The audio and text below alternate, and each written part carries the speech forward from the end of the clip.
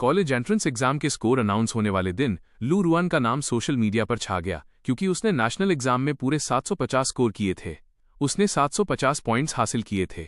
Major media outlets इस top score के बारे में रिपोर्ट करने के लिए दौड़ पड़े। वीबो पर हॉट सर्च भी फुल हो गई और उसने खुद अपने मोमेंट्स पर अपनी रिपोर्ट कार्ड के साथ मेरे साथ किस करते हुए एक पिक्चर पोस्ट की। मेरे बॉयफ्रेंड को बेस्ट फैंग युआन के लायक होना ही होगा।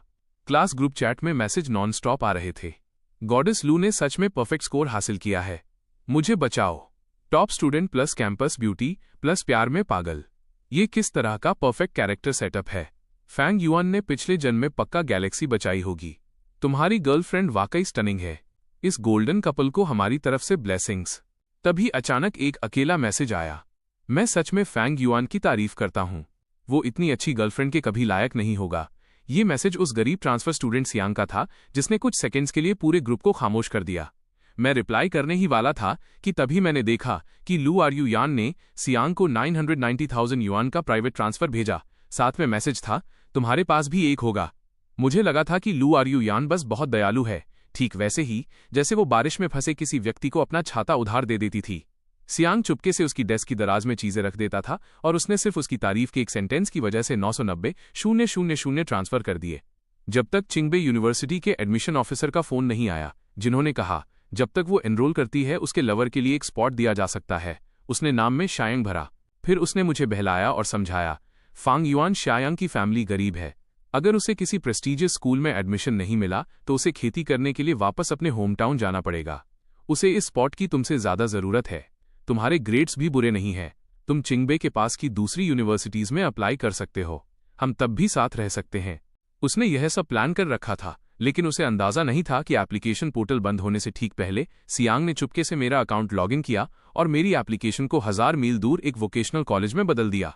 मेरा चिंगबे का सपना चकनाचूर हो गया और वो वोकेशनल स्कूल तो वैसा बिल्कुल नहीं था जैसा मैं चाहता था। चूंकि उसका प्यार अब प्योर नहीं रह गया था, इसलिए मैंने इसे छोड़ देना ही बेहतर समझा। फैंग युआन, अब्रॉड का स्कूल। मॉम और डैड ने तुम्हारे लिए पहले ही अप्लाई कर दिया है। सेमेस्टर शुरू होते ही तुम जा सकते हो। फोन पर मेरे फादर की आवाज आई। लेकिन क्या तुमने सच में अब्रॉड जाकर पढ़ाई करने के बारे में सोच लिया है? लू आर यू यान बचपन से ही तुमसे चिपकी हुई है। अब तुम में से एक चिंगबे में है और एक अब्रॉड। लॉन्ग डिस्टेंस रिलेशनशिप आसान नहीं होगा। मैंने फोन को कसकर पकड़ा। लू आर यू यान की पहली बर्थडे पार्टी का सीन अचानक मेरी आंखों के सामने चमक उठा। उस साल वो सिर्फ 1 साल की हुई थी।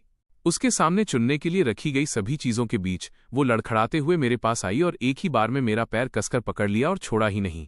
दोनों परिवारों के बड़े ठहाके मारकर हंसने लगे, ये कहते हुए कि इस छोटी बच्ची ने बचपन से ही अपना हस्बैंड चुन लिया है। उसके बाद वो सच में हमेशा मेरे साथ चिपकी रहती थी। किंडरगार्टन में वो मेरे साथ बैठने की जिद करती थी। एलिमेंट्री स्कूल में वो हर दिन स्कूल के बाद मेरा इंतजार करती थी। मिडिल स्कूल में क्योंकि वो मेरी ही क्लास में रहना चाहती थी, इसलिए उसने ग्रेड में फर्स्ट प्लेस हासिल किया।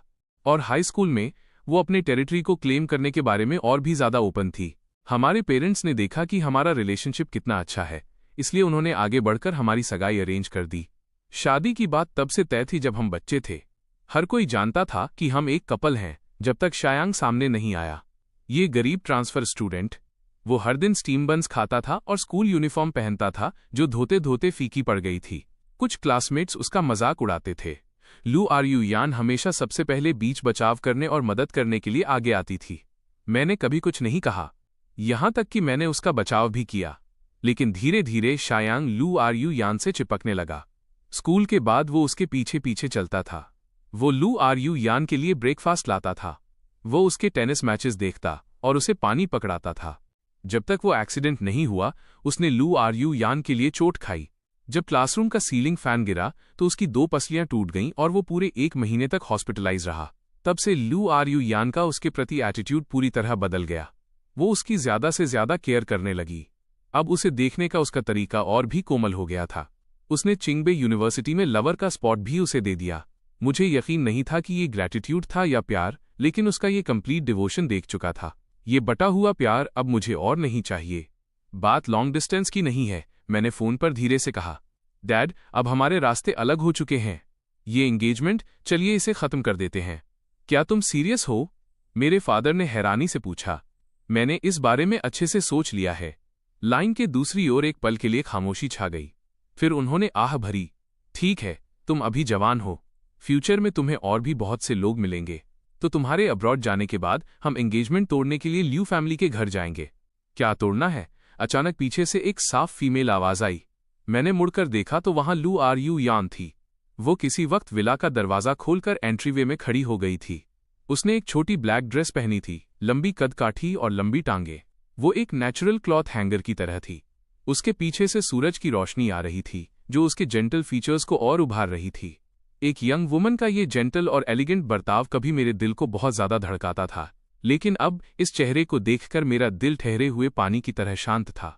कुछ नहीं, मैंने फोन काट दिया। मेरी टोन इंडिफरेंट थी। लू आर यू यान ने ज्यादा दबाव नहीं डाला। वो एक ब्राइट स्माइल के साथ पास आई और मुझे एक कीमती सूट बैग थमा दिया।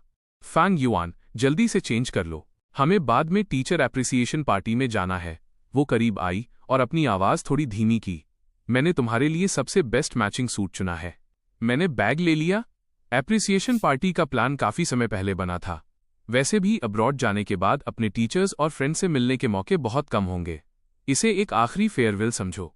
मैं सूट चेंज करने के लिए ऊपर गया। जब मैं नीचे आया तो मैंने देखा कि शायंग पहले से ही लू आर यू यान की कार में बैठा था। फांग युआन शायंग ने मुझे अजीब तरीके से ग्रीट किया। उसकी उंगलियां घबराहट में अपनी शर्ट के किनारे से खेल रही थीं। सबसे ज्यादा चुभने वाली बात यह थी कि उसने जो सूट पहना था वो मेरे वाले ही कलेक्शन का था, बस उसका कलर अलग था। लू आर यू यान पास आई और एक्सप्लेन करने लगी, जब मैं तुम्हारे लिए सूट खरीद रही थी तो मैंने सोचा कि शायंग के पास शायद पहनने के लिए कोई सूट नहीं होगा, इसलिए मैंने उसके लिए भी एक खरीद लिया। वो रुकी और मेरा सिर थपथपाने के लिए हाथ बढ़ाया। उसकी टोन थोड़ी बहलाने वाली थी। फांग युआन, ज्यादा मत सोचो। मैंने उसके टच से बचने के लिए अपना सिर झुका लिया और खुद पर तंज कसते हुए हंसा। एक वक्त था जब लू आर यू यान इतनी ब्यूटीफुल थी कि लड़के हमेशा उसके करीब आने के तरह तरह के तरीके ढूंढते थे, लेकिन उसके दिल में सिर्फ मेरे लिए जगह थी। उसने कभी किसी और पर दूसरी नजर नहीं डाली। दूसरों की फिक्र करना तो दूर की बात थी, जैसे कि दूसरे लड़के के पास पहनने के लिए कपड़े हैं या नहीं। जब हम होटल पहुंचे तो शायंग हमेशा की तरह डरपोक और इनसिक्योर दिख रहा था। लू आर यू यान पूरी शाम उसी के इर्द गिर्द घूमती रही, उसे खाना सर्व करती रही और ड्रिंक्स डालती रही, यहां तक कि जब उसने कुछ टेस्टी खाया और उसकी आंखों में चमक आई तो वो उसे देखकर मुस्कुराने लगी। वो स्माइल मेरे दिल में एक चुभता हुआ दर्द थी। फैंग युआन, चलो एक टोस्ट करते हैं। कुछ क्लासमेट्स मुझे ड्रिंक ऑफर करने के लिए पास आए। मैं एक अच्छा ड्रिंकर नहीं हूं, लेकिन मैं रंग में भंग नहीं डालना चाहता था। जैसे ही मैंने गिलास उठाया, एक पतले हाथ ने मेरे हाथ से गिलास छीन लिया। वो नहीं पी सकता, मैं उसकी जगह पीऊंगी। लू आर यू यान ने इसे एक बार में गटक लिया, जिससे चारों तरफ चीयर्स होने लगे। कैंपस ब्यूटी लू, आज बहुत से लोग प्रिंस फैंग को ड्रिंक ऑफर कर रहे हैं। क्या आप उसके लिए हर गिलास पीने का प्लान कर रही हैं? क्लास प्रेसिडेंट ने चिढ़ाया। तब तो आप पूरी तरह टल्ली हो जाएंगी। लू आर यू यान की आंखों में एक मुस्कुराहट आई और उसने मुझे प्रोटेक्टिव तरीके से अपने पीछे छिपा लिया। अगर मैं नशे में हो भी जाऊं तो क्या? जब तक मेरा बॉयफ्रेंड अल्कोहल की एक बूंद को भी हाथ नहीं लगाता तब तक सब ठीक है। हर कोई फिर से चिढ़ाने लगा। पूरा हॉल जवानी की उसी खास एनर्जी से भरा हुआ था। टीचर्स के जाने के बाद स्टूडेंट्स और भी ज्यादा मस्ती करने लगे। किसी ने ट्रूथ और डेयर खेलने का सुझाव दिया। लू आर यू यान पहले कुछ राउंड हार गई। पहला डेयर उसके फोन पर उसका पिंड मैसेज दिखाना था। रेड हार्ट इमोजी के साथ फांग युआन, ये 2 शब्द सामने आए। दूसरा डेयर उसका फोटो एल्बम दिखाना था। पूरी स्क्रीन मेरी तस्वीरों से भरी हुई थी। डेस्क पर सोते हुए मेरा साइड फेस, फील्ड पर दौड़ते हुए मेरे उड़ते बाल और मिल्क टी का कप पकड़े हुए मेरी सैटिस्फाइड स्माइल। तीसरा डेयर उसके नोट्स दिखाना था, जो मेरी पसंद नापसंद की लिस्ट से भरे हुए थे। धनिया से नफरत है, बिना शुगर वाली कॉफी पसंद है, ब्रेकफास्ट स्किप करने पर पेट में दर्द होता है, आम से एलर्जी है। उसमें यहां तक लिखा था, जब मैं गुस्से में हूं तो उसे पहले अपना एटीट्यूड चेक करना होगा। इस तरह का लव मैनुअल बहुत ज्यादा स्वीट था। लड़के जलन के मारे पैर पटक रहे थे। लेकिन तुम दोनों एक ही यूनिवर्सिटी में नहीं जा रहे हो, और फैंग युआन इतना हैंडसम है, क्या होगा अगर कोई उसे चुरा ले गया तो? लू आर यू यान ने कॉन्फिडेंस के साथ स्माइल की। मेरे आदमी को चुराने की हिम्मत कौन करेगा? वैसे भी मैंने फैंग युआन की एप्लीकेशन अपनी नाक के नीचे चिंगबे के पास वाले स्कूल में डलवा दी है ना फैंग युआन? मेरे होठों पर एक कड़वी मुस्कुराहट आ गई। असल में बात यही थी, लेकिन अब मेरी एप्लीकेशन शायंग द्वारा 1000 मील दूर एक वोकेशनल कॉलेज में बदली जा चुकी थी। मैंने कोने में बैठे शायंग की ओर देखा। उसका चेहरा तुरंत पीला पड़ गया और उसकी उंगलियां घबराहट में भिज गईं। मुझे ये देखकर हंसी आई। अगर तुम एक्सपोज होने से इतना डरते हो तो तुमने ये किया ही क्यों? मैं बस अपना मुंह खोलने ही वाला था कि अगले राउंड में घबराया हुआ शायंग हार गया। डेयर अपनी लेफ्ट साइड वाली लड़की को किस करना था। बदकिस्मती से उसके लेफ्ट में क्लास की सबसे ज्यादा गुस्सैल लड़की बैठी थी। शायांग का चेहरा जम गया। उसने दबे स्वर में पूछा कि क्या उसे दूसरा डेयर मिल सकता है, लेकिन सबने उसे मना कर दिया। बिल्कुल नहीं, तुम्हें उसे किस करना ही होगा। शायांग ने अपनी आंखें बंद की और कांपते हुए आगे बढ़ा। जैसे ही वो टच करने वाला था, लू आर्यू यान अचानक खड़ी हुई, दूसरी लड़की को दूर खींचा और खुद शायांग को किस कर लिया। उसने धीरे से उसे याद दिलाया, सांस लो। पूरा हॉल बिल्कुल खामोश हो गया। मुझे लगा जैसे मेरा दिल निचोड़ा जा रहा हो। इतना दर्द हुआ कि मेरा सांस लेना मुश्किल हो गया। किस खत्म हुआ। शायांग का चेहरा लाल हो गया था और वो और भी ज्यादा हॉट हो गया था। तभी लू आर्यू यान ने एक्सप्लेन किया, मुझे बस अभी याद आया कि ये पहले मेरी सीट थी, इसलिए शायांग के लेफ्ट में जो इंसान होना चाहिए था वो मैं ही थी। डेयर खत्म हुआ। कमरे में एक अजीब सी खामोशी छा गई।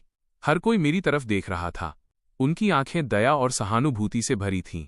मैं इस तरह सबका सेंटर ऑफ अटेंशन नहीं बनना चाहता था। ये सोचकर कि पार्टी वैसे भी खत्म होने ही वाली है, मैं जाने के लिए खड़ा हो गया। जैसे ही मैंने होटल से बाहर कदम रखा, रात की ठंडी हवा मेरे गालों से टकराई। मुझे एहसास हुआ कि मेरा चेहरा बर्फ जैसा ठंडा पड़ चुका था। Fang yuan.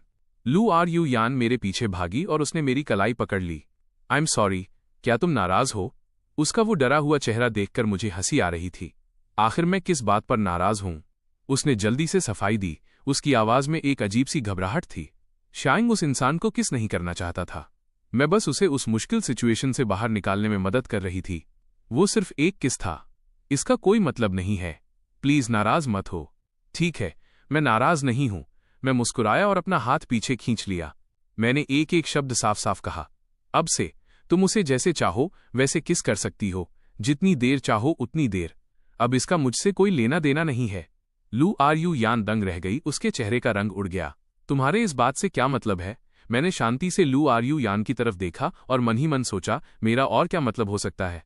सिंपल सी बात है, मैं अब उसे पसंद नहीं करता। वो जो कुछ भी करे उसका मुझसे अब कोई नाता नहीं है। मैं उससे ब्रेकअप करने ही वाला था कि तभी शायांग भी जल्दी में बाहर आ गया। उसकी आवाज कांप रही थी। Fang Yuan, I am sorry, ये सब मेरी गलती है। वो लड़का बार बार झुककर माफी मांग रहा था। रात की हवा में उसका दुबला पतला शरीर थोड़ा कांप रहा था। वो इतना बेचारा सा दिख रहा था जैसे कि मैं ही विलन हूं। लू आर्यू यान से नाराज मत हो। अगर तुम किसी को ब्लेम करना चाहते हो तो मुझे करो। लू आर्यू यान ने जल्दी से उसे संभाला। तुम ये क्या कर रहे हो? मैंने फैंग युआन को सब समझा दिया है। वो नाराज नहीं है। मैं उसकी बातों पर मुस्कुराया और सिर हिला दिया। मैं नाराज नहीं हूं। तभी शायांग ने राहत की सांस ली। उसने दबे स्वर में कहा, तो फिर मैं पहले घर निकलता हूं। लेकिन लू आर्यू यान ने उसकी कलाई पकड़ ली। रुको, बहुत देर हो चुकी है। ये तुम्हें घर छोड़ देगा। शायांग की आंखों में चमक आ गई, लेकिन उसने हिचकिचाने का नाटक किया और मेरी तरफ देखा। लेकिन फैंग युआन का क्या? हम एक ही रास्ते से नहीं जा रहे हैं। तुम्हें उसकी फिक्र करने की जरूरत नहीं है। लू आर्यू यान की आवाज बहुत कैजुअल थी। उसकी फैमिली का ड्राइवर उसे लेने बाद में आ जाएगा। इतना कहकर उसने सिया को कार के अंदर खींच लिया। जाने से पहले उसने खिड़की नीचे की और मुझसे कहा, फैंग युआन, सुरक्षित रहना। घर पहुंचकर मुझे कॉल करना। मैं वहीं खड़ा रहा और अंधेरे में कार की टेल लाइट्स को ओझल होते देखता रहा। वो भूल गई थी कि मेरे फैमिली ड्राइवर के घर में कोई इमरजेंसी थी और उसने कुछ दिनों की छुट्टी ली थी। मैंने कुछ दिन पहले ही उसे यह बताया था। पहले जब मेरे बारे में कोई बात होती थी तो उसे एक एक छोटी डिटेल याद रहती थी। धनिया का कौन सा हिस्सा मुझे खाना पसंद नहीं है, पेट दर्द के लिए कौन सी दवाई लेनी है, मुझे किस कलर की टाई पसंद है। अब वो ये भी भूल गई। तेज बारिश होने लगी। मैं काफी देर तक होटल के एंट्रेंस पे खड़ा रहा, लेकिन कोई कैब नहीं मिली। आखिर में मुझे बारिश में ही पैदल घर जाना पड़ा। बहुत अंधेरा था और सड़क बहुत फिसलन भरी थी। रास्ते में मुझे एक इलेक्ट्रिक स्कूटर ने टक्कर मार दी। मेरे घुटने जोर से जमीन पर जा लगे। खून बारिश के पानी में मिलकर बहने लगा। जिसने मुझे टक्कर मारी उसने मुड़कर देखा भी नहीं और भाग गया। मैं बस लंगड़ाते हुए आगे बढ़ता रहा। 3 घंटे बाद मैं आखिरकार घर पहुंचा। मैंने दर्द सहा और घाव को डिसइंफेक्ट किया। घाव पर खुद ही पट्टी बांधने के बाद मेरे फोन की स्क्रीन जल उठी। यह लू आर्यू यान का मैसेज था। क्या तुम घर पहुंच गए? मैं रिप्लाई नहीं करना चाहता था, इसलिए मैंने बस अपना फोन बंद कर दिया। शॉवर लेने के बाद मुझे नींद आ गई। अगले दिन डोरबेल नॉनस्टॉप बजने लगी। मैंने अपने थके हुए शरीर को घसीटते हुए दरवाजा खोला। लू आर्यू यान बाहर एक फिक्रमंद चेहरे के साथ खड़ी थी। तुम घर पर हो? तुमने कल मेरे मैसेज का रिप्लाई क्यों नहीं दिया? मैं मुड़ा और अंदर चला गया। चोट लग गई थी, जल्दी सो गया, देख नहीं पाया। तभी लू आरयू यान ने मेरे पैर के घाव को नोटिस किया। उसकी भौहें तुरंत तन गईं। यह क्या है? ड्राइवर छुट्टी पर है। घर आते वक्त मुझे एक इलेक्ट्रिक स्कूटर ने टक्कर मार दी थी। लू आरयू यान सन्न रह गई। उसे अभी याद आया कि मेरे परिवार का ड्राइवर छुट्टी पर था। उसके अंदर एक गिल्ट की लहर दौड़ गई। फैंग युआन, तुमने मुझे कॉल क्यों नहीं किया? मैंने उसकी ओर देखा। अगर मैंने तुम्हें कॉल किया होता तो क्या तुम मुझे लेने वापस आती? बेशक। तो अगर उसी वक्त शायांग के साथ भी कुछ हुआ होता, क्या तब भी मैं ही तुम्हारी पहली चॉइस होता? लू आरयू यान एक सेकंड के लिए रुकी, फिर उसने सिर हिलाया। बेशक। मैं मुस्कुराया और कहा, अब और नहीं। पहले जब वो बेशक कहती थी तो उसमें कोई झिझक नहीं होती थी। तब उसकी आंखें सिर्फ मुझे देखती थीं। अगर मैं सिर्फ अपनी भौहें सिकोड़ता तो वो बता सकती थी कि मेरा मूड खराब है। लेकिन अब एक सेकंड की झिझक ही सब कुछ कहने के लिए काफी थी। लू आरयू यान को यकीन नहीं था कि मैं नाराज हूं या नहीं। पहले अगर मैं नाराज होता तो मैं उसे दिनों तक इग्नोर करता था। मैं नखरे करता और वो मुझे मनाती थी। लेकिन अब भले ही मैं उससे बात कर रहा था, पर यह बात उसे और भी ज्यादा कंफ्यूज कर रही थी। फैंग युआन, चलो ओशन पार्क चलते हैं, लू आरयू यान ने अचानक कहा। उसकी टोन थोड़ी बहलाने वाली थी, जैसे वो किसी चीज की भरपाई करने की जल्दी में हो। मैंने अपना सिर हिलाया। मैं अब और नहीं जाना चाहता। मैंने पहले ही टिकट्स खरीद ली हैं। बिना कुछ कहे उसने मेरा हाथ खींचा। उसकी उंगलियां धीरे से मेरी कलाई सहला रही थीं, बिल्कुल वैसे ही जैसे वो मुझे मनाया करती थी। चलो भी, क्या तुम सच में किलर वेल शो नहीं देखना चाहते? मैं उसके बहकावे में आकर और उसके खींचने की वजह से कार तक चला गया। लेकिन जैसे ही कार का दरवाजा खुला, मुझे एहसास हुआ कि शायांग भी पिछली सीट पर बैठा था। फांग युआन शायांग ने शर्माते हुए मुझे ग्रीट किया।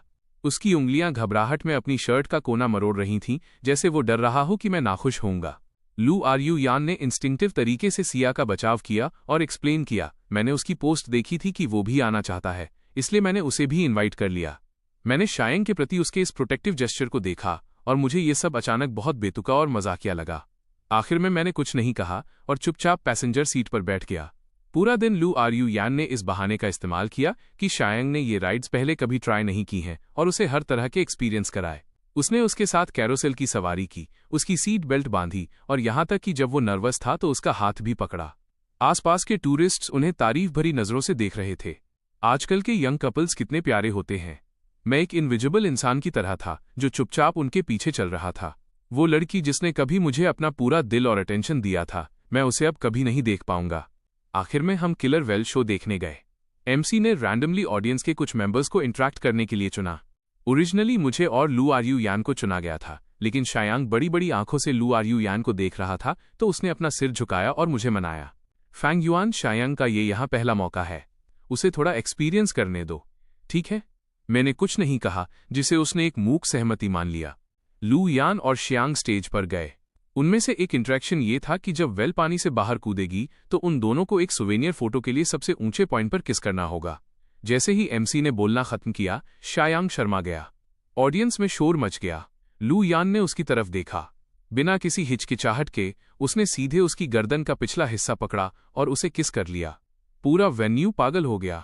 मैं स्टेज के नीचे बैठा था। मेरा दिल ऐसा महसूस कर रहा था जैसे उसे किसी इनविजिबल हाथ से भींचा जा रहा हो। इतना दर्द हुआ कि मैं बमुश्किल सांस ले पा रहा था। अगर पहली बार उसने शायांग को किस उसे किसी मुसीबत से बाहर निकालने के लिए किया था, तो इस बार के बारे में क्या? शो खत्म होने के बाद लू आरयू यान एक्सप्लेन करना चाहती थी, लेकिन मैंने उसे बीच में ही काट दिया। मैं जानता हूं कि तुम किसी का टाइम वेस्ट नहीं करना चाहती थीं। लू आरयू यान दंग रह गई। उसके दिल में एक अनप्रेसिडेंटेड पैनिक पैदा हुआ। शाम के समय हम आतिशबाजी के फिनाले का इंतजार करने के लिए सेंट्रल सीढ़ियों पर गए। लू आरयू यान ने मुझे मनाने के लिए मेरी फेवरेट आतिशबाजी डिस्प्ले का यूज करने का प्लान बनाया था, लेकिन एक एक्सीडेंट हो गया। पास की आतिशबाजी में अचानक ब्लास्ट हुआ। चिंगारियां हर तरफ उड़ने लगीं। भीड़ में तुरंत अफरा तफरी मच गई।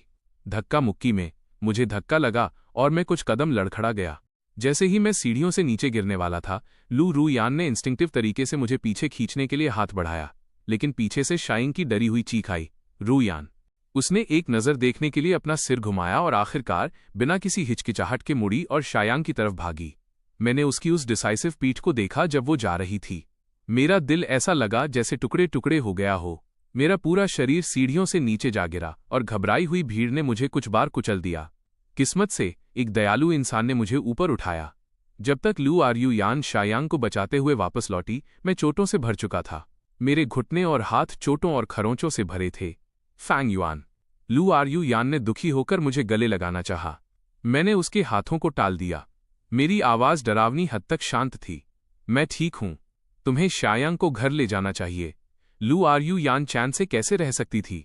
उसने शायांग को खुद कैब लेने के लिए कहा और मुझे चेकअप के लिए हॉस्पिटल ले जाने की जिद की। डॉक्टर ने कहा कि मुझे कंकशन हो सकता है और ऑब्जर्वेशन के लिए हॉस्पिटलाइज होने की जरूरत है। लू यान मेरे पास रुकी रही, एक सेकंड के लिए भी नहीं गई। मैंने उसे भेजने की कितनी भी कोशिश की, वो नहीं गई। लेकिन जैसे ही हमने एडमिशन प्रोसीजर खत्म किए, शायांग का कॉल आ गया। लू आरयू यान, मेरी बिजली और पानी कट गया है। लू यान ने अपनी भौहें सिकोड़ी और हिचकिचाहट के साथ मेरी ओर देखा। मैंने शांति से कहा, तुम्हें जाना चाहिए, सब ठीक रहेगा, नर्स यहां है। लू यान आखिरकार खड़ी हो गई। मैं जल्दी वापस आऊंगी। वो जल्दी से चली गई। मैंने उसे जाते हुए देखा। अचानक मैंने उसे आवाज दी, लू यान। उसने अपना सिर घुमाया। क्या बात है? मैंने उसे देखा। मुझे अचानक याद आया, बहुत समय पहले जब लू यान एक कॉम्पिटिशन के लिए बाहर थी, उसने मुझे कॉल किया था। उसने सुना कि मेरी आवाज बैठ गई है। ये जानकर कि मुझे बुखार है, उसने तुरंत अपना कॉम्पिटिशन छोड़ दिया और रात भर सफर करके वापस आ गई। वो मेरे पास रुकी रही, लेकिन अब एक दूसरे आदमी के लिए उसने मुझे तब छोड़ दिया जब मैं सीरियसली घायल था। एक पल के लिए मैं बस उससे पूछना चाहता था, क्या तुम अभी भी मुझे पसंद करती हो? लेकिन जब शब्द मेरी जुबान पर आए तो मुझे लगा कि ये सब मीनिंगलेस है। कुछ नहीं, तुम जा सकती हो। चाहे वो मुझे पसंद करे या न करे, मुझे अब परवाह नहीं है। मैं उसे पूरी तरह छोड़ दूंगा। तुम पिछले कुछ सालों की अपनी सारी फीलिंग्स को जाने दोगे। मैं 3 दिनों तक हॉस्पिटल में था। इन 3 दिनों के दौरान मैंने सोशल मीडिया पर सिया चैंग की 17 पोस्ट देखी। लू आरयू यान मुझे हॉटपॉट के लिए बाहर ले गई। साथ में लू आरयू यान की एक फोटो थी। उसकी पतली उंगलियां उसके बाउल में बीफ डाल रही थीं। पहली बार बंजी जंपिंग। बहुत नर्वस हूं। साथ में हाई प्लेटफॉर्म पर खड़ी लू आरयू यान की फोटो थी, जो उसे प्यार से देख रही थी। वही लुक जो वो सालों पहले मुझे दिया करती थी। लू आरयू यान ने कहा, मुझे जुकाम है, तुम्हें मेरा अच्छे से ख्याल रखना होगा। साथ में हॉस्पिटल के बेड के पास बैठी लू यान की फोटो थी, जो धीरे धीरे चम्मच से गर्म दलिया चला रही थी। मैंने शांति से स्क्रॉल कर दिया, शायद इसलिए क्योंकि मुझे इतनी बार चोट लगी है कि मेरा दिल अब सुन्न हो गया है। जिस दिन मुझे डिस्चार्ज किया गया, फिजिकल थेरेपी के लिए मेरे रेगुलर हेल्थ मैनेजमेंट सेंटर में मेरा अपॉइंटमेंट था। जैसे ही मैंने कांच का दरवाजा धकेला, एक जानी पहचानी आवाज गूंजी, फैंग युआन। लू यान रिसेप्शन डेस्क के पास खड़ी थी। उसके बगल में शायांग था, जो काफी ऑकवर्ड और असहज दिख रहा था। उसके चेहरे पर पैनिक की एक साफ झलक दिखाई दी। तुम्हें डिस्चार्ज कब किया गया? क्या तुम्हारे घाव में अभी भी दर्द होता है? ये ठीक हो गया है, मैंने सपाट लहजे में जवाब दिया। मेरी नजर शायांग पर पड़ी। लू आरयू यान ने राहत की सांस ली। उसने एक्सप्लेन किया, शायांग पहले कभी ऐसी जगह नहीं आया है, इसलिए मैं उसे यहां कुछ पॉस्चर करेक्शन ट्राई करने के लिए ले आई। वो एक पल के लिए रुकी। संयोग से मुझे भी इन चीजों की ज्यादा समझ नहीं है। तुम उसके साथ ट्रेनिंग कर सकते हो। मैं सबके सामने तमाशा नहीं बनाना चाहता था कि लोग हंसे, इसलिए मैंने सिर हिला दिया। वे दोनों एक साथ रिहैबिलिटेशन रूम में दाखिल हुए। मेरे ट्रेनर ने कस्टम डिजाइन इक्विपमेंट निकाले। उसने डैमेज को असेस करने में मेरी मदद करना शुरू किया। सिया चैंग मेरे बगल में खड़ा होकर उस प्राइवेट ट्रेनिंग सेशन को प्रशंसा भरी नजरों से देख रहा था। ये बहुत महंगा होगा। एक यंग मास्टर वाकई एक यंग मास्टर होता है। मेरी तरह नहीं, मैंने पूरी जिंदगी कभी प्राइवेट ट्यूटर नहीं रखा। लू आरयू यान ने अपनी भौहें सिकोड़ी। जलन महसूस करने की जरूरत नहीं है। इस बार तुम बस फैंग युआन के टीचर के साथ ट्रेनिंग कर सकते हो। शायांग ने जल्दी से हाथ हिलाए। नहीं, इसकी जरूरत नहीं है। मैं इतनी अच्छी सर्विस के लायक नहीं हूं। तुम क्या बकवास कर रहे हो? लू यान की आवाज पक्की थी। तुम बेस्ट के हकदार हो। मैंने अपनी आंखें बंद की और ट्रेनर से कहा, रूम चेंज कर दो, मुझे कुछ देर शांति चाहिए। लू आरयू यान दंग रह गई। मैंने वो कस्टम इक्विपमेंट पहले ही खरीद लिया है। मैं अब इसका इस्तेमाल नहीं कर रहा हूं। मैं स्टाफ से कहकर उसके लिए भी वैसा ही एक सेट मंगवा दूंगा, मैंने थकान भरे लहजे में कहा। आखिरकार मुझे उन दोनों से छुटकारा मिला। थेरेपी खत्म करने के बाद मैंने अपने कपड़े बदले और उनका इंतजार किए बिना सीधे घर चला गया। जैसे ही मैं अपने दरवाजे पर पहुंचा, लू आरयू यान ने जबरदस्ती दरवाजा धकेला। Fang Yuan. लू आरयू यान गुस्से में अंदर आई और मेरी कलाई पकड़ ली। तुमने अपने ट्रेनर से क्या कहा? पॉस्चर करेक्शन ट्रेनिंग के दौरान सिया को चोट क्यों लगी? जिस तरह से वो मुझे खींच रही थी, उससे दर्द हो रहा था। मैं एक पल के लिए सन्न रह गया। क्या? मैंने तुम्हें पहले ही बताया है। मैं उसका ज्यादा ख्याल सिर्फ इसलिए रख रही हूं क्योंकि उसने एक बार मुझे बचाया था। लू आरयू यान की आवाज अपना गुस्सा दबा रही थी। मैं जिसे पसंद करती हूं वो अभी भी तुम ही हो। अगर तुम नाखुश हो तो तुम अपना गुस्सा मुझ पर निकाल सकते हो। तुम उसे नुकसान क्यों पहुंचाओगे? मैंने उसे यकीन न होने वाली नजरों से देखा। मैंने उसे कोई नुकसान नहीं पहुंचाया। ट्रेनर के पॉस्चर करेक्शन मूवमेंट्स प्रोफेशनल होते हैं। वो जानबूझकर कैसे उसे चोट पहुंचा सकता है? किसी को घायल कर देंगे? वो रिहैबिलिटेशन सेंटर तुम्हारी फैमिली का है, लू यान ने तंज कसा। अगर तुम उन्हें उसे थोड़ा परेशान करने के लिए कहते तो क्या इसके लिए सिर्फ एक शब्द काफी नहीं होता? उसकी आंखों में ये सब देखकर मेरा दिल दर्द से भर गया। क्या मैं इस तरह का इंसान हूं? मैंने अपना मुंह खोला पर कोई शब्द बाहर नहीं आया। लू आर्यू यान ने मेरी खामोशी को मेरा गुनाह मान लिया। वो मुझे सीधे बाहर खींच ले गई। तुम क्या कर रही हो? मैंने संघर्ष किया। लू आर्यू यान ने तब तक एक शब्द नहीं कहा जब तक वो मुझे खींचकर शायांग के हॉस्पिटल रूम तक नहीं ले गई। शायांग पट्टियों से ढका हुआ था और हॉस्पिटल के बेड पर बेचारा सा लेटा था। माफी मांगो, लू यान ने हुक्म दिया। मैंने अपनी कसकर पकड़ी हुई कलाई की ओर देखा। मेरी नाक की जड़ में जलन होने लगी। पहले जब बॉल खेलते वक्त मेरे टखने में मोच आ जाती थी तो लू आर्यू यान का दिल इतना टूट जाता था कि वो रोने लगती थी। उसने मेरे साथ कभी ऐसा बर्ताव नहीं किया होता। मैंने कुछ गलत नहीं किया था। मैं माफी मांगना चाहता हूं। शायांग ने जल्दी से बीच बचाव करने की कोशिश की। अगर फैंग युआन माफी नहीं मांगना चाहता तो ठीक है, सब ठीक हो जाएगा। हॉस्पिटल में कुछ दिन बिताने के बाद लू आर्यू यान और भी ज्यादा गुस्से में आ गई। शायांग को देखो और फिर खुद को देखो। तुम बार बार उसे बुली करना कैसे बर्दाश्त कर सकते हो? उसकी नजर अचानक मेरी गर्दन पर रुक गई। वहां एक नेकलेस था। चूंकि तुम माफी नहीं मांगोगे तो ये नेकलेस उसे हर जाने कॉम्पेंसेशन के तौर पर दे दो। मेरा पूरा शरीर अकड़ गया। मेरी उंगलियां अनजाने में नेकलेस को छूने लगी। क्या तुम्हें अभी भी याद है कि ये क्या है? ये प्यार की वो निशानी, टोकन ऑफ लव थी जो लू आर्यू यान ने मुझे दी थी। ये मुझे जिंदगी भर के लिए उससे बांधने का सिंबल था और अब वो मुझे इसे अपने हाथों से उतारने के लिए कह रही थी। शायांग को हर्जाना देने के लिए लू आर्यू यान सब कुछ भूल चुकी थी। क्या ये सिर्फ एक नेकलेस नहीं है? मैं तुम्हें बाद में इससे भी अच्छा दिला दूंगी। शायांग इतना बड़ा दिल दिखा रहा है कि वो तुमसे माफी नहीं मंगवा रहा। तुम उसे एक गिफ्ट देकर हर्जाना भी नहीं दोगे? मैंने एक गहरी सांस ली। मैंने जबरदस्ती उस नेकलेस को खींचकर तोड़ दिया। मैंने उसे शायांग की तरफ फेंक दिया। यहां लो, ये तुम्हारा है लू आर्यू यान। मैंने तुम्हें ये भी वापस कर दिया है। मैं मुड़ा और बिना पीछे देखे चला गया। अगले कुछ दिनों तक मैं अपना सामान पैक करने में बिजी रहा। लू आर्यू यान, जो एक दिन भी मुझे देखे बिना बेचैन हो जाती थी, पूरे एक हफ्ते से सामने नहीं आई थी। मुझे सोचने की जरूरत नहीं थी कि वो पक्का हॉस्पिटल में शायांग के साथ थी। एक हफ्ते बाद आखिरकार लू आर्यू यान मेरे दरवाजे पर आई। फैंग युआन वो दरवाजे के बाहर खड़ी थी। उसकी टोन में थोड़ी बेबसी थी। शायांग देख रहा है कि हमारे बीच हाल ही में बहुत टेंशन रही है। उसे बहुत गिल्टी महसूस हो रहा है। वो सुलह करने के लिए हमें खाने पर ट्रीट देना चाहता है। मैंने ऊपर नहीं देखा और अपने कपड़े तह करना जारी रखा। मैं नहीं जा रहा हूं। साफ है कि गलती तुम्हारी है, उसने आह भरी। ऐसा क्यों हो गया है कि अब मुझे ही तुम्हें मनाना पड़ रहा है? मेरे हाथ रुक गए। मैंने उसकी ओर देखा। मैंने क्या गलत किया?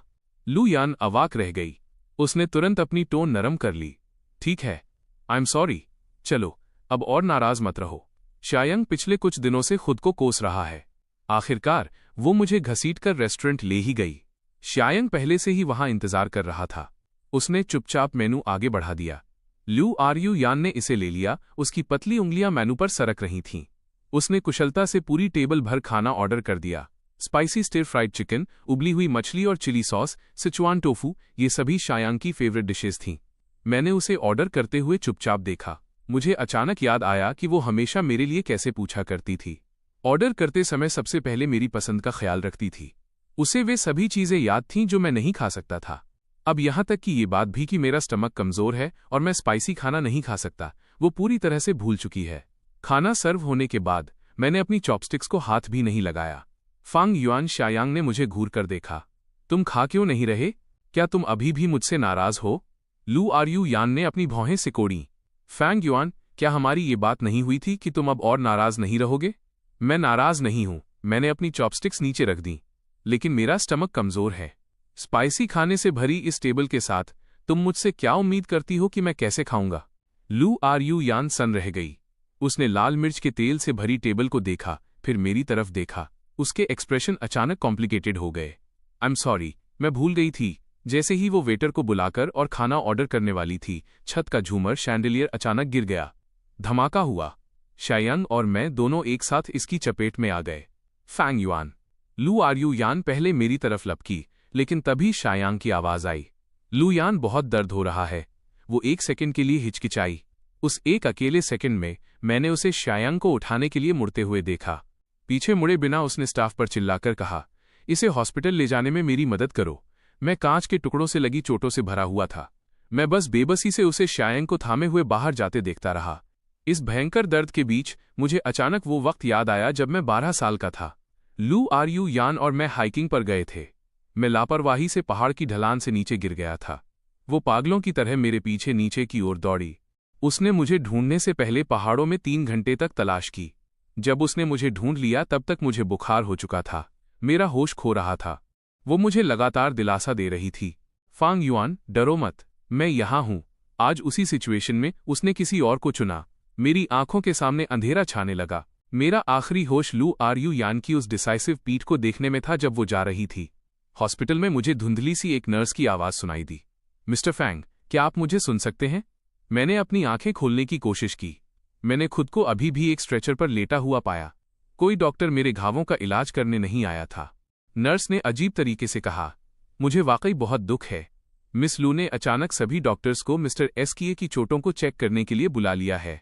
शायद आप उन्हें कॉल करके कुछ डॉक्टर्स को यहां भेजने के लिए कह सकें, वरना दूसरा ऑप्शन किसी और हॉस्पिटल में ट्रांसफर होना ही है। मेरा दिल अचानक दुखने लगा। मैंने एक कड़वी हंसी हंसी। ये हॉस्पिटल ल्यू फैमिली का ही है। पहले अगर मुझे थोड़ा सा भी जुकाम या बुखार होता था तो लू आर यू यान पागलों की तरह हॉस्पिटल के बेस्ट डॉक्टर्स को बुला लेती थी। अब उसकी सारी चिंता किसी और के लिए है। मुझे पता था कि अपनी मौजूदा चोटों के साथ मैं दूसरे हॉस्पिटल में ट्रांसफर नहीं हो सकता। मैंने अपने खून से सने हाथों के साथ उठने की कोशिश की। मैंने लू आर यू यान को 1 बार, 2 बार, 3 बार कॉल किया, फिर भी किसी ने जवाब नहीं दिया।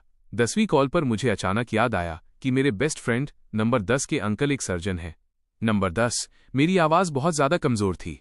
क्या तुम अपने अंकल से ल्यू फैमिली के हॉस्पिटल आकर मेरी सर्जरी करने के लिए कह सकते हो? इतना कहने के बाद मैं बेहोश हो गया। जब मैं फिर से जागा तो सर्जरी खत्म हो चुकी थी। नंबर 10 मेरे बेड के पास था। उसकी भौहें तनी हुई थीं। तुम्हें क्या हुआ था? तुम लू यान की फैमिली के ही हॉस्पिटल में घायल हुए, फिर भी तुम्हें सर्जरी के लिए किसी और को बुलाने के लिए मुझसे कहना पड़ा। मैंने अपनी मुट्ठियां भींच लीं। लू यान कहाँ है? अगर लू यान को पता चलता कि तुम इतने सीरियसली घायल हो तो वो पागल हो जाती। मैंने उसकी तरफ देखा, पिछली बार की बात याद करते हुए। विंटर का वो वक्त जब मेरे टखने में मोच आई थी। लू आर यू यान ने रात भर में हॉस्पिटल के सभी ऑर्थोपेडिक स्पेशलिस्ट्स को बुला लिया था। वो मुझे गोद में उठाकर पूरे हॉस्पिटल में दौड़ी थी। आखिर में डॉक्टर ने कहा कि ये सिर्फ एक मामूली मोच थी, लेकिन वो मुझे हॉस्पिटलाइज करने पर अड़ गई। लेकिन वो लू आर यू यान जो मेरा इस तरह ख्याल रखती थी, वो हमेशा के लिए मेरे 17वें साल की गर्मियों में ही कहीं पीछे छूट गई। उस वक्त में जब वो शायांग से नहीं मिली थी, मैं बस अपना मुंह खोलने ही वाला था कि तभी नंबर 10 का फोन अचानक बज उठा। आज मेरी ग्रैंडमदर का बर्थडे है, मुझे अभी जाना होगा। फैंग युआन, तुम अच्छे से रेस्ट करो, मैं बाद में तुमसे मिलने आऊंगा। मैंने सिर हिला दिया। किसी और दिन तुम्हें ट्रीट दूंगा। नंबर 10 के जाने के बाद नर्स स्टेशन से फुसफुसाहट की आवाजें मुझ तक पहुंची। मिस लू उस मिस्टर शिया का कितना ख्याल रखती हैं। उन्होंने तो उसे अपने हाथों से खाना भी खिलाया। सही कहा, एक मामूली सी चोट पर वो इतनी घबरा गई थीं कि पूरी रात जागती रहीं। मैंने धीरे से अपनी आंखें बंद कर लीं। आंसू खामोशी से गिर पड़े। हॉस्पिटल में बिताए उन दिनों में मैंने अपनी ड्रेसिंग अकेले बदली, अकेले खाना खाया और खिड़की के बाहर लगे फिनिक्स ट्री को अकेले ही खाली नजरों से घूरता रहा। जिस दिन मुझे डिस्चार्ज किया गया उस दिन मेरा बर्थडे था। हालांकि मेरे पेरेंट्स बिजनेस ट्रिप पर थे, फिर भी उन्होंने किसी से कहकर बहुत बारीकी से एक पार्टी प्रिपेयर करवाई थी। मैं फॉर्मल सूट में दरवाजे पर खड़ा मेहमानों का स्वागत कर रहा था। दूर से मैंने लू आर यू यान को शायांग को लाते हुए देखा। उसने शायांग से कुछ कहा, उसे कोने के सोफे पर बिठाया और फिर मेरी तरफ बढ़ी। फैंग युआन, उसकी आंखों में चमक थी। आज तुम बहुत हैंडसम लग रहे हो। बोलते हुए उसने मेरा हाथ थामने की कोशिश की। मैं उससे बचने के लिए पीछे हट गया। लू आर यू यान सन रह गई। क्या हुआ? क्या तुम अभी भी नाराज हो? उसने अपनी आवाज धीमी की। तुम एक यंग मास्टर हो। जब तुम्हें चोट लगती है तो कोई न कोई पक्का तुम्हारा ख्याल रखने के लिए होता है, लेकिन शायांग अलग है। उसका मेरे अलावा और कोई नहीं है। मैं नाराज नहीं हूं, मैंने उसे बीच में ही टोक दिया। लू आर यू यान ने राहत की सांस ली। उसने अपने बैग से एक वेलवेट बॉक्स निकाला। मैंने तुम्हारे लिए एक गिफ्ट तैयार किया है। ये तुम्हारा फेवरेट स्टाइल है। मैंने उसे देखने तक की जहमत नहीं उठाई और उसे बस एक तरफ रख दिया। लू आर यू यान के चेहरे के भाव सख्त हो गए। आखिर तुम्हें हाल ही में हुआ क्या है? उसकी आवाज थोड़ी कांपी। अगर तुम नाराज हो तो बस कह दो, मेरे साथ ऐसा बर्ताव मत करो, इससे मैं अपसेट हो जाती हूं। मैंने उसके उस दर्द भरे चेहरे को देखा और अचानक मुझे हंसी आने लगी। मैं उसके साथ ऐसा बर्ताव करता हूं तो वो अपसेट हो जाती है। तो क्या होगा अगर मैं उससे कहूं कि मैं ब्रेकअप करना चाहता हूं? मैं बस अपना मुंह खोलने ही वाला था कि तभी पास ही से कुछ टूटने की एक तेज आवाज आई। उसके तुरंत बाद मेहमानों के चिल्लाने की आवाजें आईं। मैं तेजी से वहां पहुंचा। सामने का नजारा देखकर जैसे मेरा दिल ही बैठ गया। बड़ी मेहनत से सजाया गया 3 मंजिला गिफ्ट टावर ढह चुका था। कीमती गिफ्ट्स फर्श पर बिखरे हुए थे। शैंपेन टावर कांच के अनगिनत टुकड़ों में बिखर चुका था। वाइन ने कालीन को भिगो दिया था, जिससे गहरे धब्बे बन गए थे। कस्टम मेड केक के टुकड़े टुकड़े हो गए थे। क्रीम हर जगह फैल गई थी। शायंग उस मलबे के बीच खड़ा था। मैंने ये जानबूझकर नहीं किया, मैंने बस सुना था। उसकी आवाज कांप रही थी कि सबसे ऊपर गिफ्ट रखने से होस्ट की कुछ खुशकिस्मती मिल सकती है। मुझे उम्मीद नहीं थी कि मेरा बैलेंस बिगड़ जाएगा। मैंने देखा कि मेरे पेरेंट्स ने जिस बर्थडे पार्टी को इतनी मेहनत से तैयार किया था वो एक पल में बर्बाद हो गई। मेरा सीना गुस्से से ऊपर नीचे होने लगा। मैं एक कदम आगे बढ़ा। इससे पहले कि शायंग अपनी बात पूरी कर पाता, लू आर यू यान उसके सामने आ गई। फैंग युआन, इसे दिल पर मत लो, इसे दिल पर मत लो। ये इस तरह की पार्टी में पहली बार आया है, उसे रूल्स नहीं पता। थोड़े और जेनरस बनो। पहली बार? मैं हंसा। मेरी आवाज थोड़ी कांप रही थी। उसका पहली बार प्राइवेट ट्रेनिंग सेशन में आना, उसका पहली बार बर्थडे पार्टी में आना, उसका पहला किस। आखिर अभी और कितने पहली बार बाकी हैं? मैंने फर्श पर फैले मलबे की ओर इशारा किया। ये वो बर्थडे पार्टी है जो मेरे पेरेंट्स ने मेरे लिए तैयार की थी। अब ये सब बर्बाद हो गया है। तुम मुझसे और कितना जेनरस होने की उम्मीद करती हो? नंबर 10 से अब और बर्दाश्त नहीं हुआ। वो तंज कसते हुए बोला, कौन है ये इंसान जो इतना मासूम बनने का नाटक कर रहा है? वो पहले ही 18 साल का हो चुका है। तुम्हें क्या छूना चाहिए और क्या नहीं? क्या तुम्हें अपने दिल में ये नहीं पता? तुम इतने बड़े गिफ्ट टावर से कैसे टकरा सकते हो? तुमने ये जानबूझकर किया है ना? शायांग के चेहरे का रंग उड़ गया। उसकी आंखें लाल हो गईं। उसने अपना सिर झुका लिया। नंबर 10, लू यान की आंखें अचानक ठंडी हो गईं। अभी माफी मांगो। किस आधार पर? मैं माफी नहीं मांग रहा, लू यान ने एक एक शब्द पर जोर देते हुए कहा। मैं अपने फादर से कहकर तुम्हारी पूरी फैमिली को ब्लैकलिस्ट करवा दूंगी। मैंने झटके से अपना सिर ऊपर किया। मुझे अपने कानों पर यकीन नहीं हो रहा था। वो शायांग के लिए इस हद तक गिर जाएगी। लू आर यू यान, मेरी आवाज कॉम्पी। तुम नंबर 10 को हाथ लगाकर देखो और फिर देखो क्या होता है। मैंने अपनी भौहें सिकोड़ी और एक एक शब्द साफ कहा, आज मेरा बर्थडे है। मैंने तो शायांग को यहां इनवाइट तक नहीं किया था। नंबर 10 ने कुछ गलत नहीं कहा। वो माफी नहीं मांग सकता। अब या तो शायांग माफी मांगेगा या वो यहां से दफा हो जाएगा। लू आर यू यान ने देखा कि मैं सच में गुस्से में हूं तो वो मुझे मनाने के लिए अपना मुंह खोलने ही वाली थी, लेकिन शायांग पहले ही बाहर भाग चुका था। सिया चियांग, लू यान घबरा गई। मुझे पूरी तरह इग्नोर करते हुए वो मुड़ी और उसके पीछे भागी। अपनी घबराहट में उसका घुटना पास की एक डेकोरेटिव शेल्फ से टकरा गया। एक धमाके के साथ पहले से ही अस्त व्यस्त पार्टी हॉल और भी ज्यादा अस्त व्यस्त हो गया। मैं वहीं अपनी जगह पर जमकर खड़ा रहा, उन दोनों को एक के बाद एक बाहर भागते हुए देखता रहा। मेरा दिल इतना दुख रहा था कि मेरा सांस लेना मुश्किल था। एक वक्त था जब अगर मैं सिर्फ अपनी भौहें सिकोड़ता था तो लू आर यू यान सारा दिन परेशान रहती थी। अब मैंने अपनी बात इतनी साफ कह दी है, फिर भी उसने मुड़कर नहीं देखा।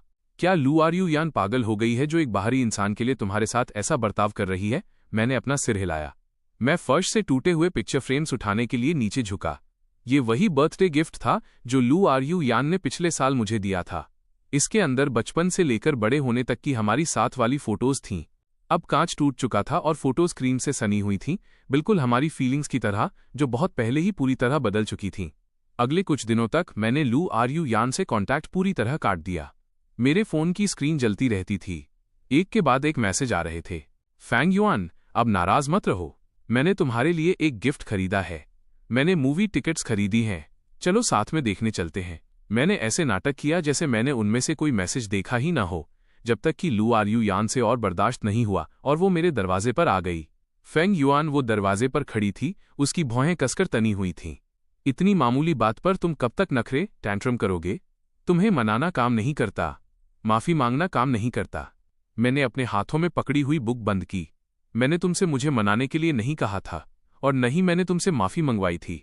अगर तुम्हें ये सब मुसीबत लगता है तो तुम शायांग के साथ जाकर घूम सकती हो।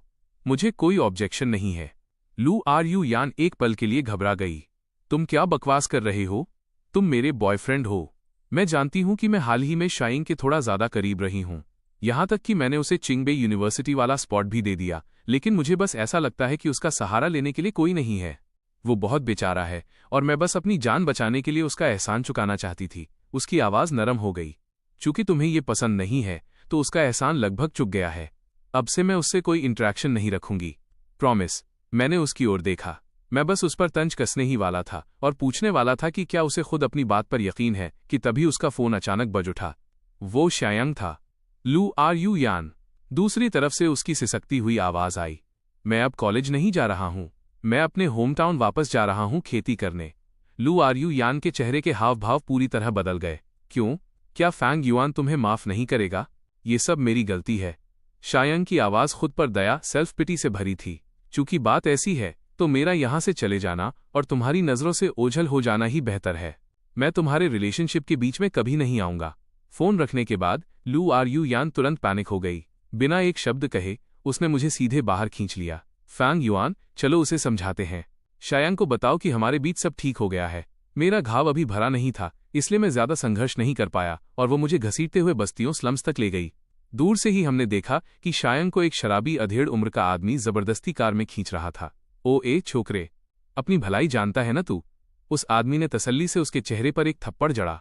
तुझे पता है कि तुझे गांव वापस जाकर खेती करनी है और अपने बुढ़े बाप की शराब के लिए पैसे कमाने हैं। लू आर यू यान चिल्लाते हुए आगे बढ़ी। उसे छोड़ो, वो कहीं वापस नहीं जा रहा। शाइंग का फादर, जो अपनी कमाई का जरिया बंद होते देख रहा था, एक लाठी उठाकर गालियां देने लगा। मेरा बेटा है, तुम्हारा इससे कोई लेना देना नहीं है। लू आर यू यान एक लाड़ प्यार में पली बढ़ी लड़की थी। ये पहली बार था जब उसका सामना इस तरह के इंसान से हुआ था। एक बदमाश के सामने उसने अपने बॉडीगार्ड्स को आगे कर दिया। फिर उसने शायांग का हाथ पकड़ा। मेरे साथ चलो, लेकिन शायांग ने मना करते हुए संघर्ष किया। नहीं, मैं वहां वापस नहीं जा सकता। मेरी वजह से तुम्हारा और फैंग युआन का झगड़ा हुआ है। वो जितना ज्यादा समझदार बनने का नाटक करता, लू आर यू यान का दिल उतना ही ज्यादा टूटता। उसने ठान लिया था कि चाहे कुछ भी हो जाए वो उसे अपने साथ ले जाएगी। छोड़ो उसे, कोई मेरे कामधेनु कैश काऊ को यहां से नहीं ले जा सकता। शायांग का बाप गुस्से में आग बबूला हो गया।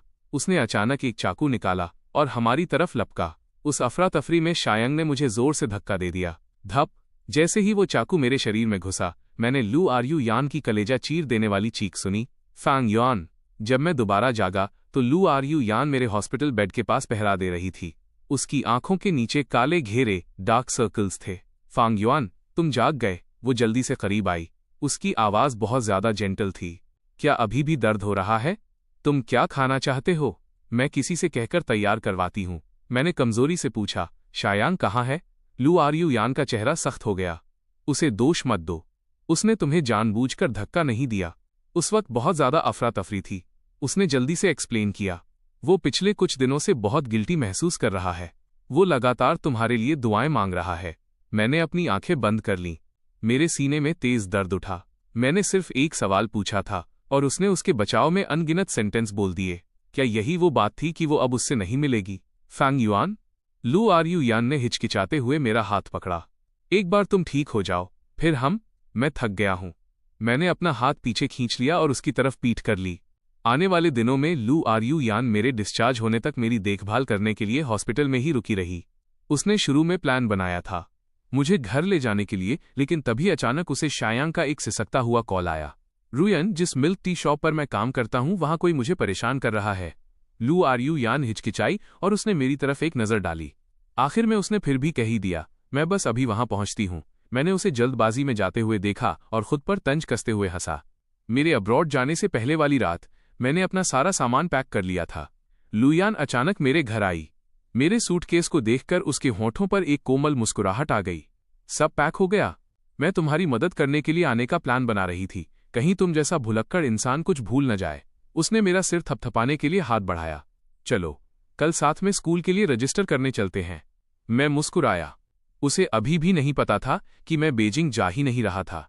न केवल मैं नहीं जा रहा था, बल्कि मैं उसके साथ हमेशा के लिए ब्रेकअप भी करने वाला था। मेरे स्कूल और चिंगबे की रजिस्ट्रेशन डेट्स अलग अलग हैं, मैंने सपाट लहजे में कहा। मेरा रजिस्ट्रेशन कुछ दिनों बाद है, तुम्हें पहले शायांग को रजिस्ट्रेशन के लिए ले जाना चाहिए। लू रुयन ने अपनी भौहें सिकोड़ी। बिल्कुल नहीं, तुम अकेले जाओगे? मुझे चैन नहीं पड़ेगा। सिया डरपोक है, वो पहले कभी बीजिंग नहीं गया है, मैंने शांति से कहा।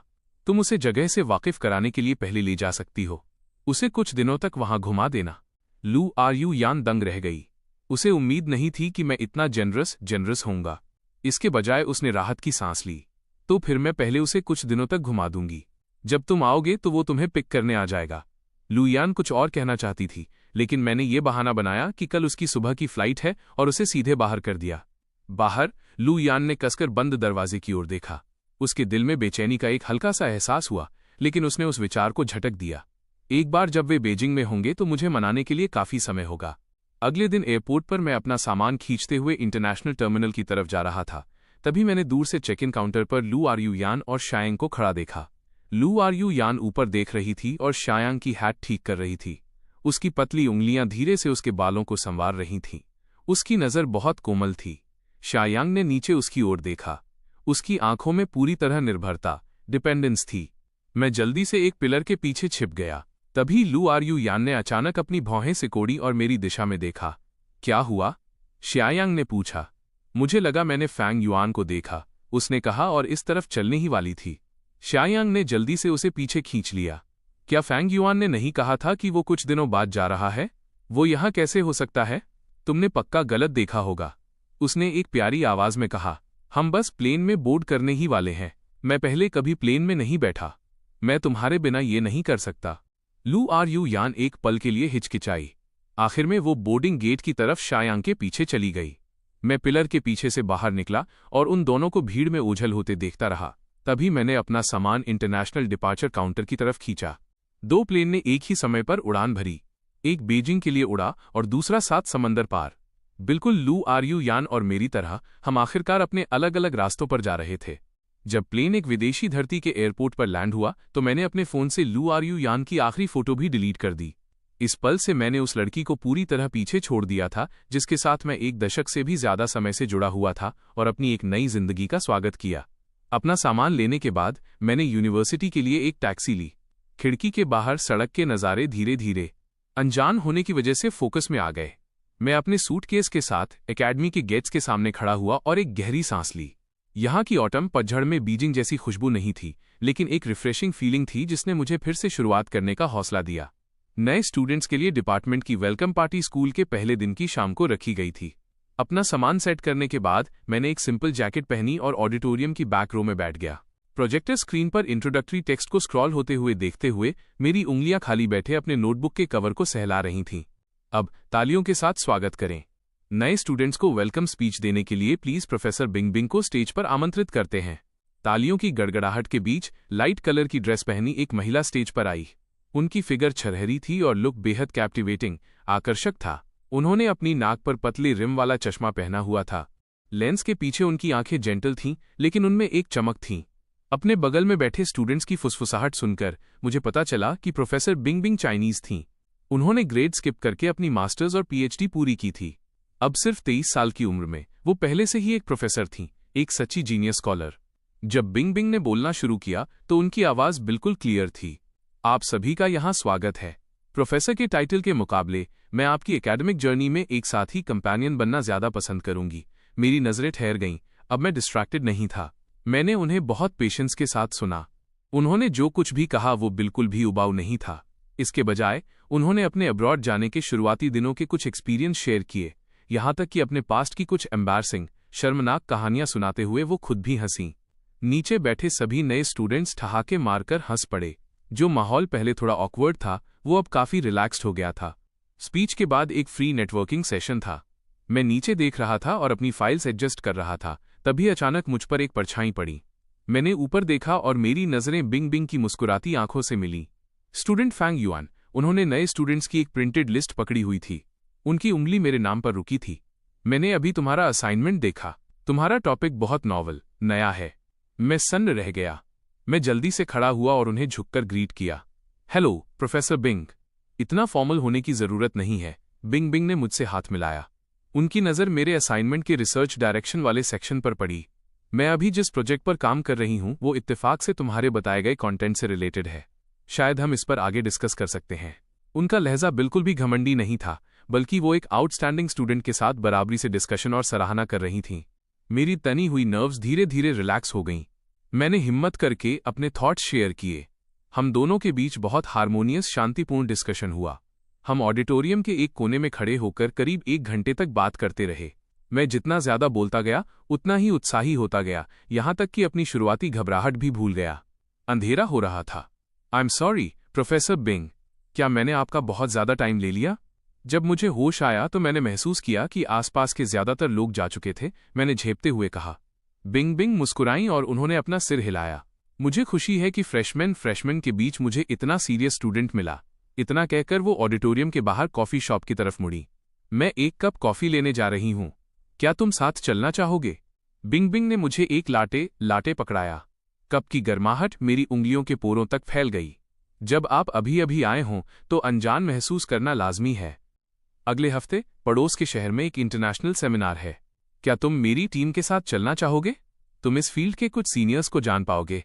ये तुम्हारे टॉपिक के लिए हेल्पफुल हो सकता है। मैंने कॉफी का वो गर्म कप पकड़ा और उनके चश्मे के पीछे उन सिंसियर आंखों को देखा। मेरे दिल का एक कोना धीरे से सहल गया। जी थैंक यू प्रोफेसर बिंग। अंधेरा घिर रहा था। हम दोनों ऑडिटोरियम से कंधे से कंधा मिलाकर बाहर निकले। रात की हवा ने मेरे बालों को उड़ाया। मैंने रिफ्लेक्सिव तरीके से उन्हें पीछे की तरफ संवारा। मैंने अपना सिर घुमाया तो ठीक उसी वक्त प्रोफेसर बिंग की प्रोफाइल को देखा। वो स्ट्रीट लाइट के नीचे खड़ी दूर बने क्लॉक टावर को देख रही थीं और बहुत जेंटल लग रही थीं। मेरा फोन मेरी जेब में चुपचाप पड़ा था। मैंने बहुत पहले ही लू आर यू यान के कांटेक्ट करने के सभी तरीके ब्लॉक कर दिए थे। मैंने डोमेस्टिक सोशल मीडिया के नोटिफिकेशंस भी टर्न ऑफ कर दिए थे। अब कोई मुझे परेशान नहीं कर सकता था। अब उस गर्म कॉफी के कप को पकड़े हुए और अपने बगल में खड़े इंसान को सेमिनार की डिटेल्स डिस्कस करते हुए सुनकर मुझे बहुत शांति और सुकून महसूस हुआ। मुझे अचानक लगा कि शायद मैं सच में इस विदेशी धरती पर बेहतर महसूस करना शुरू कर सकता हूं और धीरे धीरे आगे बढ़ सकता हूं। मैंने अपना सिर झुकाया और कॉफी की एक चुस्की ली। उसकी गर्म मिठास मेरी जुबान की नोक से लेकर दिल की गहराई तक फैल गई। प्रोफेसर बिंग की रिसर्च टीम ज्वाइन करने के बाद मेरी लाइफ अनगिनत एक्सपेरिमेंट्स और किताबों से भर गई। लैबोरेटरी वो जगह बन गई जहां मैं सबसे ज्यादा रहने लगा। कभी कभी मैं खिड़की से बाहर देखता तो महसूस होता कि आसमान बिल्कुल काला हो चुका है। प्रोफेसर बिंग का ऑफिस लैब के ठीक बगल में था। ऐसा लगता था जैसे उनके पास प्रोजेक्ट्स का कभी न खत्म होने वाला खजाना है। वो अक्सर देर रात तक मेरे साथ रुकती थीं। एक बार डिजिटल मॉडल को कैलिब्रेट करते समय हम दोनों कंप्यूटर स्क्रीन पर डेटा क्रॉस रेफरेंस कर रहे थे। खिड़की के बाहर से आ रही चांदनी ब्लाइंड्स के बीच से छनकर ब्लूप्रिंट पर रोशनी के धब्बे बना रही थी। मैंने टेबल के कोने पर रखे कॉफी कप की तरफ हाथ बढ़ाया, लेकिन मेरी कोहनी गलती से कप के किनारे से टकरा गई। डार्क ब्राउन लिक्विड तुरंत फैल गया और ब्लूप्रिंट के किनारों पर बिखर गया, जिससे मेरी बड़ी मेहनत से लिखी हुई डायमेंशंस एक डार्क और धुंधले दाग में बदल गईं। Oh no! मैंने अपनी छिली हुई कोहनी को इग्नोर किया और चिल्ला उठा। मैंने उसे पोंछने के लिए जल्दी से टिश्यूज निकाले, लेकिन इससे दाग और भी ज्यादा फैल गया। ये वो ड्राफ्ट था जिसे मैंने 3 रातें जागकर तैयार किया था। मैं पैनिक हो गया और मेरी आवाज कांपने लगी। जल्दबाजी मत करो। एक छोटे और पतले हाथ ने अचानक मेरी कलाई पकड़ ली। मुझे पता ही नहीं चला कि कब बिंग मेरे पीछे आकर खड़ी हो गई थीं। उन्होंने उस खराब हुई ड्राइंग की तरफ नहीं देखा, बल्कि मेरा हाथ उठाया। तुम्हारे खून निकल रहा है, मुझे इसकी केयर करने दो। फिक्रमंद चेहरे के साथ उन्होंने कॉटन स्वैब निकाला, मेरे घाव को डिसइंफेक्ट किया और फिर दवाई लगाई। वो ड्राइंग! इससे पहले कि मैं अपनी बात पूरी कर पाता, बिंग मुड़ी और फाइल कैबिनेट से एक नई ड्राइंग शीट निकाली। मैंने कल रात इसकी एक डिजिटल कॉपी सेव कर ली थी। हम बस एक और प्रिंट निकाल सकते हैं। ये सब करने के बाद उन्होंने शांति से एक वेट वाइप निकाला और मेरे हाथ साफ किए। मैं सन्न रह गया। मैंने नीचे देखा और उनकी नजरें मुझसे मिलीं। वह मेरे बहुत करीब खड़ी थीं। उनके बालों से आ रही परफ्यूम की हल्की खुशबू और लैब की वो खास स्मेल मिलकर एक अजीब सा सुकून दे रही थी। मुझे करने दो। बिंग ने स्वाभाविक रूप से मेरे हाथ से पेन ले लिया। वो नीचे झुकीं और मेरे बगल वाली चेयर पर बैठ गईं। हमारे कंधे कभी कभी एक दूसरे से टकरा जाते थे। जैसे ही वो सर्च करने लगीं, उस समय उनकी गर्म सांसें धीरे से मेरे कान को छूकर गुजरीं। मेरे हाथ ने वेट वाइप को कसकर भींच लिया। मैं बस अपने कान की ईयरलोब को थोड़ा गर्म होते हुए महसूस कर सकता था। ऐसा लगा जैसे मेरे दिल की गहराई में कोई चीज धीरे से खरोंच रही है, जिससे हल्की सी गर्माहट पैदा हो रही थी। कुछ दिनों बाद वीकेंड पर बिंग ने एक टेक्स्ट भेजा। सेंट्रल आर्ट म्यूजियम में मिडीवल आर्किटेक्चर पर एक स्पेशल एग्जीबिशन लगी है। वहाँ कुछ फ्रेस्को मैन्युस्क्रिप्ट्स भी हैं। ये तुम्हारी रिसर्च के लिए तुम्हें कुछ आइडियाज दे सकते हैं। क्या साथ चलना चाहोगे? मैंने लगभग तुरंत हाँ कर दी। एग्जीबिशन हॉल की लाइट बहुत सॉफ्ट थी। दीवारों पर एक के बाद एक खूबसूरत पेंटिंग्स डिस्प्ले की गई थीं। मैं एक पेंटिंग के सामने रुक गया। पेंटिंग में आर्च डोर पर लगा स्टेन ग्लास सूरज की रोशनी में पारभासी ट्रांसल्यूसेंट लग रहा था। यहाँ तक कि पत्थरों की दरारें और बेलें भी बहुत जीवंत तरीके से पेंट की गई थीं। मैं उसे मंत्रमुग्ध होकर देखता रहा।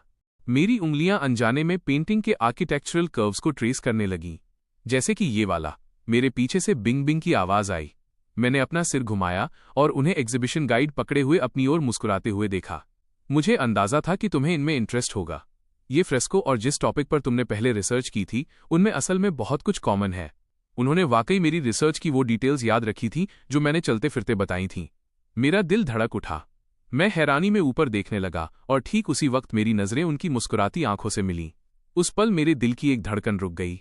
मैंने जल्दी से अपनी नजरें हटा लीं और फ्रेम पर लिखे कैप्शन को देखने का नाटक करने लगा, लेकिन मेरे कान लाल होने से नहीं रुक पाए। पहले जब मैं लू आर्यू यान के साथ था, उसका प्यार हमेशा पैशनेट और दिखावे वाला होता था, बिल्कुल तपती गर्मियों के सूरज की तरह। लेकिन बिंग बिंग की कोमलता बसंत की फुहार जैसी थी, जो चुपचाप मेरे दिल में समा रही थी। यहाँ देखो। बिंग बिंग ने पेंटिंग की ओर इशारा किया। ये लोड बेरिंग स्ट्रक्चर और पिछली बार तुम्हारे द्वारा रिस्टोर किए गए यिंगसियन लकड़ी के पगोडा के अंडरग्राउंड लेवल में कितनी शानदार समानता है ना? मैं करीब से देखने के लिए झुका। हमारे सिर एक दूसरे के करीब थे। हमारी शांत चर्चा उस खामोश एग्जीबिशन हॉल में गूंज रही थी। कभी कभी हमारे हाथ गलती से टच हो जाते। मैं झटके से अपना हाथ पीछे खींच लेता, लेकिन मैं उन्हें सीरियसली एक्सप्लेन करते हुए उनके फोकस्ड प्रोफाइल को चोरी छिपे देखने से खुद को नहीं रोक पाया। जब हम आर्ट म्यूजियम से बाहर निकले तो सूर्यास्त क्षितिज पर बादलों को लाल रंग से रंग रहा था। बिंग बिंग ने मुड़कर मुझसे पूछा, पास ही में एक बहुत अच्छी कॉफी शॉप है, क्या थोड़ी देर के लिए वहां चलना चाहोगे? मैं पिगमेंट एनालिसिस पर एक बुक लाई हूं, तुम उसे देख सकते हो। मैंने धीरे से सिर हिलाया। इस कोमल और विचारशील महिला के प्रति मेरा दिल धीरे धीरे नरम हो रहा था। दूसरी तरफ प्लेन लैंड होने के बाद लू आर्यू यान शायांग का सूटकेस उठाकर आगे चल रही थी। उसके पीछे आ रहे उस यंग मैन ने चारों ओर देखा और पुकारा, लू आर्यू यान, उस खूबसूरत बिल्डिंग को देखो। शायांग ने उसकी आस्तीन खींची और आगे की ओर दौड़ा। उसकी उंगलियां गलती से उसकी कलाई से टकरा गईं। लू आर्यू यान ने उसकी नज़र का पीछा किया।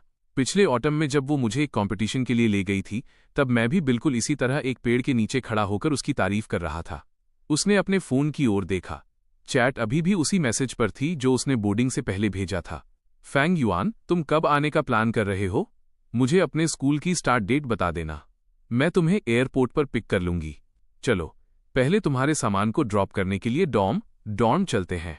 उसने अपनी यादों को पीछे धकेला और मुस्कुराते हुए शायांग से बात की। जैसे ही लू आर्यू यान उसका बिस्तर ठीक कर रही थी, शायांग पास के सोफे पर बैठ गया। चेयर पर बैठकर लू आर्यू यान को देख रहा था। तुम मेरे लिए कितनी अच्छी हो, काश तुम हमेशा मेरे लिए इतनी ही अच्छी रह पाती।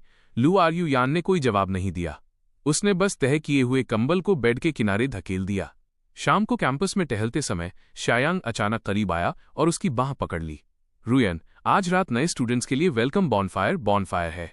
मुझे अकेले जाने में शर्म आ रही है, मैं तुम्हारे साथ चलूंगा। लू आर्यू यान उसे दिलासा देने के लिए मुस्कुराई। जैसे ही उसके मुंह से शब्द निकले, उसकी जेब में रखा फोन बज उठा। ये सोचकर कि वो मैं हूं, उसने जल्दी से फोन निकाला, लेकिन वो सिर्फ मौसम का पूर्वानुमान वेदर फोरकास्ट था।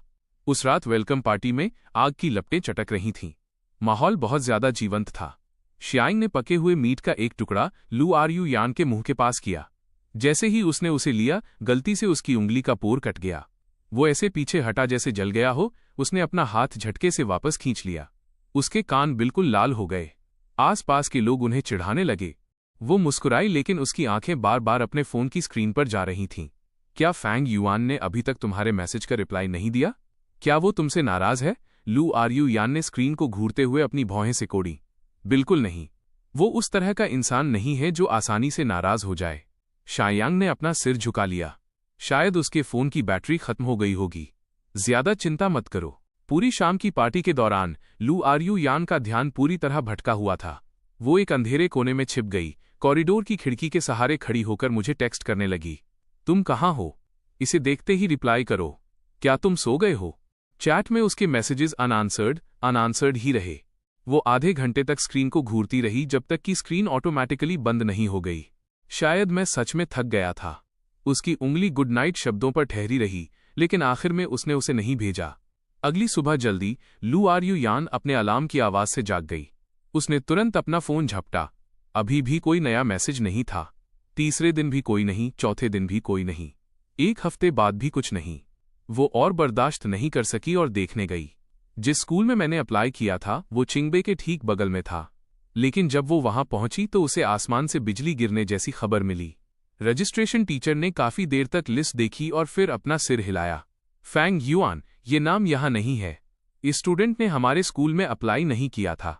लू आर यू यान का दिल मानो किसी गहरी खाई में गिर गया। उसने अपनी आंखों से मुझे एप्लीकेशन भरते देखा था। हमारी बात हुई थी, हमें साथ होना था। अगर मैंने इस स्कूल में अप्लाई नहीं किया तो फिर कहाँ किया होगा? उसके अंदर एक बुरा अंदेशा जागा। उसने तुरंत मेरा नंबर मिलाया। दूसरी तरफ से मशीनी आवाज बार बार कह रही थी, जिस नंबर से आप संपर्क करना चाहते हैं वो अभी स्विच ऑफ है। यह कैसे हो सकता है? फोन काटते समय लू आर यू यान के हाथ कांपने लगे। रुयन, तुम्हें क्या हुआ है? शायंग पता नहीं कब उसके पीछे आकर खड़ा हो गया था। उसके हाथ में दूध की 2 बोतलें थीं। फैंग युआन ने अपनी एप्लीकेशन बदल दी। उसकी आवाज रुंध गई और उसका फोन भी नहीं लग रहा है। शायंग के चेहरे के भाव थोड़े बदले, लेकिन वो तुरंत नॉर्मल हो गया। उसने दूध की बोतल का ढक्कन खोला और उसे थमा दिया। उसकी उंगलियां जानबूझकर लेकिन कैजुअली लू आर यू यान के हाथ के पिछले हिस्से से टकराईं। चिंता मत करो, चलो इंतजार करते हैं और देखते हैं, या फिर मैं तुम्हारे साथ एयरपोर्ट चलकर पूछ सकता हूं। लू आर यू यान ने दूध ले लिया, लेकिन उसे पिया नहीं। वो बस खाली नजरों से अपने फोन की स्क्रीन को घूरती रही। अगले 2 दिनों तक लू आर यू यान ने अपने फोन को अपनी नजरों से एक पल के लिए भी ओझल नहीं होने दिया। उसने मेरे बारे में किसी भी खबर के लिए हमारे सभी दोस्तों से पूछा। उसने अपने सोशल मीडिया पर एक मिसिंग पर्सन नोटिस भी पोस्ट किया। कमेंट सेक्शन में सैकड़ों रिप्लाईज की बाढ़ आ गई, लेकिन किसी को नहीं पता था कि मैं किस स्कूल में गया हूं। शायंग हर दिन उसके पीछे पीछे घूमता और उसके लिए खाना खरीदता। जब वो परेशान होती तो वो चुपचाप उसके बगल में बैठा रहता। तीसरे दिन शाम के समय लू आर यू यान लाइब्रेरी के एंट्रेंस की सीढ़ियों पर बैठी थी। शायंग ने कहा कि वो पानी खरीदने जा रहा है और अपना फोन उसके बगल में पत्थर के बेंच पर छोड़ गया। स्क्रीन अचानक जल उठी और एक वीचैट मैसेज का प्रीव्यू दिखाई दिया। ये शायंग के एक अच्छे दोस्त का था। वह फैंग युआन वाला लड़का सच में नहीं आ रहा है। तुम्हारे तरीके काफी अच्छे हैं। नीचे शायांग का कल रात का रिप्लाई था। उन शब्दों को देखते ही लू आर यू यान की उंगलियों की पकड़ मजबूत हो गई। वो बेवकूफ कभी नहीं आ पाएगा। लू आर यू यान की आंखों में अब सिर्फ मैं हूं। पतझड़ की हवा ने उसके पैरों के पास से गिरे हुए पत्तों को उड़ाया। फोन पकड़े हुए लू आर यू यान का हाथ कांपने लगा। उसने उस चैट विंडो पर टैप किया और ऊपर स्क्रॉल करके सब चेक किया। उसका दिल ऐसा महसूस कर रहा था जैसे किसी ठंडे हाथ ने उसे भींच लिया हो। उसकी हथेली में फोन दहकते हुए अंगारे जैसा लग रहा था। लू आर यू यान ने जोर लगाकर अपना सिर उठाया और देखा कि शायंग एक प्लास्टिक बैग लिए दौड़ता हुआ आ रहा था। उसके चेहरे पर एक मुस्कुराहट भी थी। लू आर यू यान, मैंने तुम्हारा फेवरेट स्नैक खरीदा है, पहले कुछ खा लो। लू आर यू यान ने घबराहट में फोन छिपा दिया और अपनी वही पुरानी मुस्कुराहट चेहरे पर ले आई। उसके हाथ से ब्रेड लेते हुए उसे वो चैट याद आई जो उसने अभी फोन पर देखी थी। उसका दिल जोर जोर से धड़क रहा था। वो उसे फिलहाल इस बारे में पता नहीं चलने दे सकती थी। उसने अपना सिर घुमाकर अपने बगल में देखा। शायंग का चेहरा बहुत मासूम और बेगुनाह लग रहा था। पहली बार उसे उस पर शक हुआ। लू आर यू यान ने पूरे 2 दिनों तक खुद को अपने डॉर्म रूम में बंद कर लिया। उसके फोन की स्क्रीन जलती और फिर बुझ जाती। उसने कम से कम 100 बार मेरा नंबर मिलाया होगा। रिसीवर से उसे जो कुछ सुनाई दे रहा था वो बस एक ठंडी टोन थी। मिस, हमें मिस्टर फैंग का कोई एप्लीकेशन रिकॉर्ड नहीं मिल रहा है। डोमेस्टिक फ्लाइट्स पर भी उनके लिए हाल ही की टिकट खरीद की कोई जानकारी नहीं है। फोन पर बटलर की आवाज सावधानी से छानबीन करते हुए आई। क्या ऐसा हो सकता है कि उन्होंने अपनी पर्सनल इन्फॉर्मेशन बदल दी हो? लू आर यू यान ने फोन को तब तक कसकर पकड़ा जब तक कि उसकी उंगलियों के पोर सफेद नहीं पड़ गए। उसकी उंगली मेरी भीगी हुई प्रोफाइल पिक्चर को सहलाती रही। उसने रुंधे हुए गले से कहा, खोजना जारी रखो। फोन काटकर वो अपनी कुर्सी पर ढह गई। उसकी नजर डेस्क के कोने में रखी एक किताब पर पड़ी, पर एक शब्द भी उसके पल्ले नहीं पड़ा। डॉम के दरवाजे से नए स्टूडेंट्स की वेलकम पार्टी का शोर गूंज रहा था। नीचे कोई लव सॉन्ग गा रहा था, लेकिन ये रौनक उसे धुंध की एक परत के पीछे बहुत धुंधली और दूर महसूस हो रही थी। अगली सुबह जल्दी लू आर यू यान के दरवाजे पर हुई तेज दस्तक से उसकी नींद खुल गई। शायंग ब्रेकफास्ट लिए दरवाजे पर खड़ा था। उसकी आंखों के नीचे हल्के काले घेरे थे। लू आर यू यान, तुम पिछले कुछ दिनों से क्लास नहीं आई हो। एडवाइजर पहले ही तुम्हारे बारे में पूछने आए थे। क्या तुम्हारी तबीयत ठीक नहीं है? लू आरयू यान ने कुछ नहीं कहा और उसे अंदर आने देने के लिए एक तरफ हो गई। शायांग ने टेबल पर ब्रेकफास्ट रखा। जैसे ही वो उसे पानी देने के लिए मुड़ा, उसकी जेब से पुराना फोन फिसल गया और कालीन पर एक धमाके के साथ गिरा। ये वही फीचर फोन था जिसे वो स्कूल ट्रांसफर करने से पहले यूज करता था। उसकी स्क्रीन पर बहुत पहले से एक दरार थी। वो अक्सर कहता था कि उसने इसे एक बैकअप फोन के तौर पर। लू आरयू यान की नज़र अचानक उस फोन पर टिक गई। कुछ दिनों पहले लाइब्रेरी में उसने जो चैट देखी थी वो एक कांटे की तरह बार बार उसकी नसों में चुभ रही थी। उसने देखा कि शायांग फोन उठाने के लिए नीचे झुका। बिना किसी वजह के उसका दिल जोर जोर से धड़कने लगा। मुझे उठाने दो। उसने शायांग से पहले ही फोन झपट लिया। उसे अपने हाथ में उस डिवाइस की ठंडी बॉडी महसूस हुई। जरूरत नहीं है, यह फोन काफी समय से खराब है। शायांग की आवाज में अचानक तनाव आ गया। उसने अपना हाथ आगे बढ़ाया, उसे वापस झपटने के इरादे से। लू आरयू यान ने सहज रूप से एक कदम पीछे लिया और स्क्रीन जला दी। स्क्रीन लॉक का पासवर्ड उसका जन्मदिन था। उसने उसे दर्ज किया। जैसे ही उसने फोटो गैलरी खोली, लू आरयू यान की सांसें थम गईं। वहां शायांग की चैट हिस्ट्री का एक हिस्सा था। मैंने बहुत पहले ही किसी को उसके एप्लीकेशन सिस्टम में लॉगिन करने के लिए पैसे दिए थे। मैंने पहले ही उसकी चॉइसेस बदल दी हैं। अगर वो बीजिंग आ भी जाता है तो वो यूनिवर्सिटी अटेंड नहीं कर पाएगा और लू आरयू यान के साथ एक ही शहर में रहने का तो वो सपना भूल ही जाए। लू आरयू यान अभी मेरे प्रति बहुत गिल्टी महसूस कर रही है। मैं जो कहता हूं वो उस पर यकीन कर लेती है। एक बार जब मैं यहां सेटल हो गया तो वो जल्दी या देर से उस फैंग युआन वाले लड़के को पूरी तरह भूल जाएगी। लू आरयू यान की उंगलियां बेकाबू होकर कांपने लगीं। खून मानो एक पल में उसके सिर तक चढ़ा और अगले ही पल उतर गया। उसके हाथ पैर डरावने हद तक ठंडे पड़ गए। उसे वो दिन याद आया जब मैं अपनी चॉइसेस सबमिट कर रहा था। मैंने उससे शिकायत की थी, सिस्टम बार बार अनयूजुअल लॉगिन क्यों दिखा रहा है। उसे उस दिन कॉल पर मेरी कांपती हुई आवाज याद आई। लू यान, मुझे लगता है किसी ने मेरी एप्लीकेशन चॉइसेस बदल दी हैं। अब मैं क्या करूं? लेकिन उसने कहा था, ज्यादा मत सोचो, ये सिर्फ एक सिस्टम ग्लिच होगा। उसे वे अनगिनत पल याद आए जब मैंने उसे शायांग की तरफ धकेला था। लू आरयू यान, मत देखो। शायांग झपटकर आगे आया, फोन छीनने की कोशिश में। उसके नाखूनों ने लू आरयू यान के हाथ के पीछे खरोंच मार दी, जिससे लाल निशान बन गए। लू आरयू यान ने झटके से अपना सिर ऊपर किया। उसकी आंखों में जमी ठंडक डराने वाली थी। उसने शायांग को जोर से धक्का दिया। उसकी आवाज पहले से कहीं ज्यादा सर्द थी। मुझे समझाओ कि इसका क्या मतलब है। उसने फोन की स्क्रीन उसके चेहरे के सामने कर दी। स्क्रीनशॉट पर लिखे शब्द एकदम साफ और चुभने वाले थे। तुमने फैंग युआन की चॉइसेस बदली। तुमने उसका अकाउंट हैक करने के लिए किसी को पैसे दिए। धक्का लगने से शायांग लड़खड़ाकर डेस्क से जा टकराया। उसकी आंखों के किनारे तुरंत लाल हो गए। आंसू टूटी हुई मोतियों की माला की तरह गिरने लगे। मेरा वो मतलब नहीं था। लू आरयू यान, मुझे एक्सप्लेन करने दो। क्या एक्सप्लेन करोगे? लू आरयू यान की आवाज कांपी। वो हद से ज्यादा गुस्से में थी। ये एक्सप्लेन करोगे कि तुमने उसकी जिंदगी कैसे बर्बाद की, या ये कि तुम इतने समय से मेरे सामने विक्टिम बनने का नाटक कैसे कर रहे थे? मैं बस तुम्हें खोने से बहुत डरता था। शायांग रोते हुए आगे बढ़ा, उसे गले लगाना चाहता था। उसने नफरत से उसे खुद से दूर किया। फैंग युआन के पास सब कुछ है। उसके पास एक अमीर फैमिली बैकग्राउंड है। उसके पास तुम्हारा प्यार है। लेकिन अगर मैंने वो नहीं किया होता तो मेरे पास सिर्फ तुम होती। तुम मुझ पर कभी ध्यान ही नहीं देती। उसने लू आरयू यान को कसकर पकड़ लिया, जैसे उसे डर हो कि वो उसे छोड़ देगी। तो तुमने इस घटिया चाल का सहारा लिया। लू आरयू यान ने उसके आंसुओं से सने चेहरे को देखा और उसे ये सब बेहद विडंबनापूर्ण, आयरॉनिक लगा। शायांग, तुमने एक बार मेरी जान बचाई थी। मैं तुम्हारी शुक्रगुजार हूं, लेकिन इसका मतलब ये नहीं है कि तुम्हें फैंग युआन को नुकसान पहुंचाने की इजाजत है। मुझे बताओ, तुमने उसकी एप्लीकेशन बदलकर कौन सा स्कूल कर दिया था? ये सोचकर ही कि उसने फैंग युआन के साथ युआन के बारे में सोच रही थी, लेकिन उसके दिमाग में वही लड़का था जिसे उसने इतनी शिद्दत से संजोया था। उसका दिल ऐसा महसूस कर रहा था जैसे किसी अदृश्य हाथ ने उसे भींच लिया हो। दर्द इतना गहरा था कि वो मुश्किल से सांस ले पा रही थी। मैं भूल गया, मुझे अब याद नहीं है। मैंने बस रैंडमली कोई वोकेशनल कॉलेज भर दिया था। Vocational college? लू यान ऐसे सन रह गई जैसे उस पर बिजली गिर गई हो। उसने पूरी ताकत से उसे खुद से दूर धकेला। बाहर निकलो। शायांग अभी भी रो रहा था और एक्सप्लेन करने की कोशिश कर रहा था। लू यान, मुझे पता है कि मुझसे गलती हुई है। क्या तुम मुझे माफ कर सकती हो? बस इस एक बार। मैं ऐसा फिर कभी नहीं करूंगा। लू यान ने उसे एक नजर तक नहीं देखा। उसने अपना कोट उठाया और जाने के लिए मुड़ गई। दरवाजा एक धमाके के साथ बंद हुआ, जिससे पूरी दीवार हिल गई। हॉलवे की मोशन सेंसर लाइट झटके से जल उठी। एक पीली रोशनी उस पर पड़ी। वो काफी देर तक दीवार के सहारे खड़ी रही। उसका सीना तेजी से ऊपर नीचे हो रहा था। उसके गले में एक मीठा लोहे जैसा खून का स्वाद उभर आया।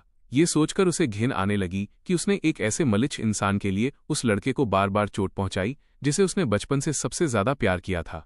लू आर्यू यान ने मुझे खोजने के लिए बीजिंग के सभी वोकेशनल कॉलेजों को छान मारा। उसने सभी टीचर्स को घेर लिया और उनसे इतने सवाल किए कि वे परेशान हो गए। आखिर में वे बस यही कह पाए, हमें वाकई स्टूडेंट फैंग युआन का कोई रिकॉर्ड नहीं मिल रहा है, और जल्दी से ऑफिस का दरवाजा बंद कर लिया। उसके फोन में मेरे पेरेंट्स के नंबर सेव थे। उसने 3 दिनों तक हिचकिचाने के बाद कॉल करने की हिम्मत की। जैसे ही उसने अपना मकसद बताया, मेरी माँ की ठंडी आवाज सुनाई दी। फैंग युआन बीजिंग में नहीं है और वो देश में भी नहीं है। उसने पहले ही विदेश के एक स्कूल में एनरोल कर लिया है। विदेश? फोन पकड़े हुए लू आर्यू यान का हाथ अचानक कस गया और पीला पड़ गया। आंटी, वो किस स्कूल में पढ़ रहा है? मैं आपसे भीख मांगती हूँ, प्लीज मुझे बता दीजिए। वो नहीं चाहता कि तुम्हें पता चले। मेरी माँ की आवाज और भी सर्द हो गई। लू यान, एक बार जब कुछ चीजें गलत हो जाती हैं तो वापस लौटने का कोई रास्ता नहीं बचता। कॉल कट गया। लंबी बीप की आवाज लू आर्यू यान के कान में सुई की तरह चुभ रही थी। वो लेक्चर हॉल की सीढ़ियों पर ढह गई और दूर गिरते हुए पत्तों को देखने लगी। पहली बार उसने चखा कि निराशा क्या होती है। उसने पागलों की तरह अपने बाल बिखेर दिए और आखिरकार खुद को शांत करके एक फैसला लिया। दूसरी तरफ शायांग पूरी तरह से पैनिक हो गया था। उसे लू आर्यू यान के लाड़ प्यार की आदत हो गई थी। अब लू आर्यू यान की नफरत का सामना करते ही वो बेहद डर गया। वो बार बार लू आर्यू यान को खोजने गया, लेकिन हर बार उसने उसे इग्नोर कर दिया। उसे ये भी पता चला कि मैं किसी वोकेशनल कॉलेज नहीं गया था, बल्कि विदेश पढ़ने चला गया था। उसके लिए ये भी ठीक था, एक देश में एक विदेश में, तो अब लू यान और मेरे बीच कोई गुंजाइश नहीं बची थी। लेकिन जब उसने लू आर्यू यान की डेस्क पर विदेश जाने का प्लेन टिकट देखा तो वो पूरी तरह टूट गया। डॉम के नीचे शायांग ने लू आर्यू यान को रोका, जो लीव की अर्जी देने जा रही थी। लू आर्यू यान, क्या तुम सच में उसे ढूंढने जा रही हो? तो फिर मेरा क्या होगा? हमारा कभी कोई रिश्ता था ही नहीं। लू यान ने उसकी बात काट दी। उसका लहजा इतना उदासीन था जैसे किसी अजनबी से बात कर रही हो। शायांग का चेहरा सफेद पड़ गया। उसने अचानक अपना सीना पकड़ लिया और लड़खड़ाया, आंखें बंद की और जमीन पर गिर पड़ा। अगर ये पहले का वक्त होता तो लू आर्यू यान उसे बचाने के लिए पक्का दौड़ पड़ती, उसे तुरंत संभालती और घबराकर उसका नाम पुकारती। पर अब उसने बस अपनी भौहें सिकोड़ी और आधा कदम पीछे हट गईं, उसे धप से जमीन पर गिरते हुए देखती रही और उसे उठाने की जहमत तक नहीं की। शायांग, नाटक करना बंद करो। उसने ऊपर से उसे देखा। उसकी आवाज में रत्ती भर भी गर्माहट नहीं थी। मैंने तुम्हारी ये घटिया चालें बहुत देख ली हैं। शायांग जमीन पर पसरा पड़ा था। उसका रोना अचानक बंद हो गया। उसने कभी उम्मीद नहीं की थी कि लू आर्यू यान इतनी पत्थर दिल हो जाएगी। उसे ऐसा महसूस हुआ जैसे उसके दिल का एक टुकड़ा बेदर्दी से नोच लिया गया हो। दर्द इतना तेज था कि वो मुश्किल से सांस ले पा रहा था। वो इसे कबूल नहीं कर पा रहा था। शायांग उस पर चिल्लाया, फैंग युआन को अब तुम नहीं चाहिए। तुम अभी भी उससे क्यों चिपकी हुई हो? ये शब्द सुनते ही लू आर्यू यान भड़क उठी। उसकी आंखें खून जैसी लाल हो गईं। उसने शायांग को बड़ी बेरहमी से घूरा। फिर से कहो, हिम्मत है तो फिर से कहो। तो क्या हुआ अगर मैं कहूं? शायांग ने अपनी लाल आंखों से लू आर्यू यान की ओर ऐसे देखा जैसे अपनी सारी कड़वाहट निकाल देना चाहता हो। लू आर्यू यान, तुम मुझसे बेहतर जानती हो। जिस पल तुमने चिंगबे यूनिवर्सिटी वाला कपल स्पॉट मुझे दिया था, उसी पल यह तय हो गया था कि तुम फैंग युआन को हमेशा के लिए खो दोगी। एक करारे थप्पड़ ने उसकी बात बीच में ही काट दी। शायांग को इतनी जोर से थप्पड़ पड़ा कि उसका चेहरा एक तरफ मुड़ गया। उसके गाल दर्द से झंझना उठे। उसने यकीन न करते हुए अपने सामने खड़े इंसान को देखा। लू यान का हाथ अभी भी हवा में उठा हुआ था। उसकी आंखों में गुस्से की आग ऐसी थी जैसे उसे राख कर देगी। लू आर्यू यान की आवाज गुस्से से रुंधी और भारी थी। शायांग, तुम्हारी हिम्मत कैसे हुई मेरे और उसके बीच के रिश्तों पर कमेंट करने की? तुम होते कौन हो? शायांग उसकी आंखों में नफरत देखकर डर गया। उसके होंठ कांपने लगे। वो एक शब्द भी नहीं बोल सका। इसे यहां से ले जाओ। इस पर कड़ी नजर रखो। इसे इधर उधर भागने मत देना। लू आर्यू यान ने उसकी तरफ दोबारा नहीं देखा और ठंडे लहजे में अपने साथ आए बॉडीगार्ड्स को हुक्म दिया। बॉडीगार्ड्स ने बात मानी और आगे बढ़कर बेदम पड़े। शायांग को उसकी बगलों से पकड़कर जमीन से उठा लिया। आखिरकार उसने रिएक्ट किया। वो रोने लगा और संघर्ष करने लगा। लू आर्यू यान, तुम मेरे साथ ऐसा नहीं कर सकती। मैंने ये तुम्हारे लिए किया था। उसकी आवाज धीरे धीरे और दूर होती गई और आखिरकार कॉरिडोर के अंत में गायब हो गई। लू आर्यू यान ने एक गहरी सांस ली और मेरी फोटो की तरफ मुड़कर देखा। उसकी आंखों का गुस्सा शांत हो गया, वहां सिर्फ थकान और पछतावा बचा था। उसने अपना फोन निकाला और चिंगबे में अपने एडवाइजर को मैसेज किया, मुझे और शायांग को एक एकेडमिक रिसर्च प्रोजेक्ट के लिए बाहर जाना है। वापसी की तारीख अभी तय नहीं है, कृपया मेरे लिए इसकी रिपोर्ट कर दें। मैसेज सेंड होने का नोटिफिकेशन आ गया। लू यान ने कसकर बंद दरवाजे की ओर देखा। उसकी आंखें अब दृढ़ थीं। Fang Yuan, I am sorry, इस बार मैं तुम्हें पक्का वापस पालूंगी। मूसलाधार बारिश हो रही थी। कंप्यूटर स्क्रीन पर डेटा मॉडल देखते हुए मैंने एक आह भरी। मैं लैब में ओवरटाइम काम कर रहा था और वक्त का अंदाजा ही नहीं रहा। ऊपर देखा तो बीन्स जितने बड़े बारिश के कतरे कांच की खिड़की से टकरा रहे थे, जिससे टप टप की आवाज हो रही थी। मैंने अपना सामान पैक किया और लैब के दरवाजे तक गया। मैं उस भारी बारिश को देखकर परेशान हो गया। जब मैं आज सुबह क्लास के लिए आया था तब आसमान बिल्कुल साफ था। किसने सोचा था कि मौसम इतनी अचानक बदल जाएगा। मैं छाता भी नहीं लाया था। मैं हिचकिचा रहा था कि क्या बारिश में भागकर सबवे स्टेशन जाऊं, तभी पीछे से एक जानी पहचानी आहट सुनाई दी। मैंने अपना सिर घुमाया और देखा कि बिंग बिंग छाता लिए कॉरिडोर के अंत में खड़ी थीं। उनकी ड्रेस पर कीचड़ के धब्बे थे। उनके चश्मे के लेंस पर एक पतली सी परत धुंध की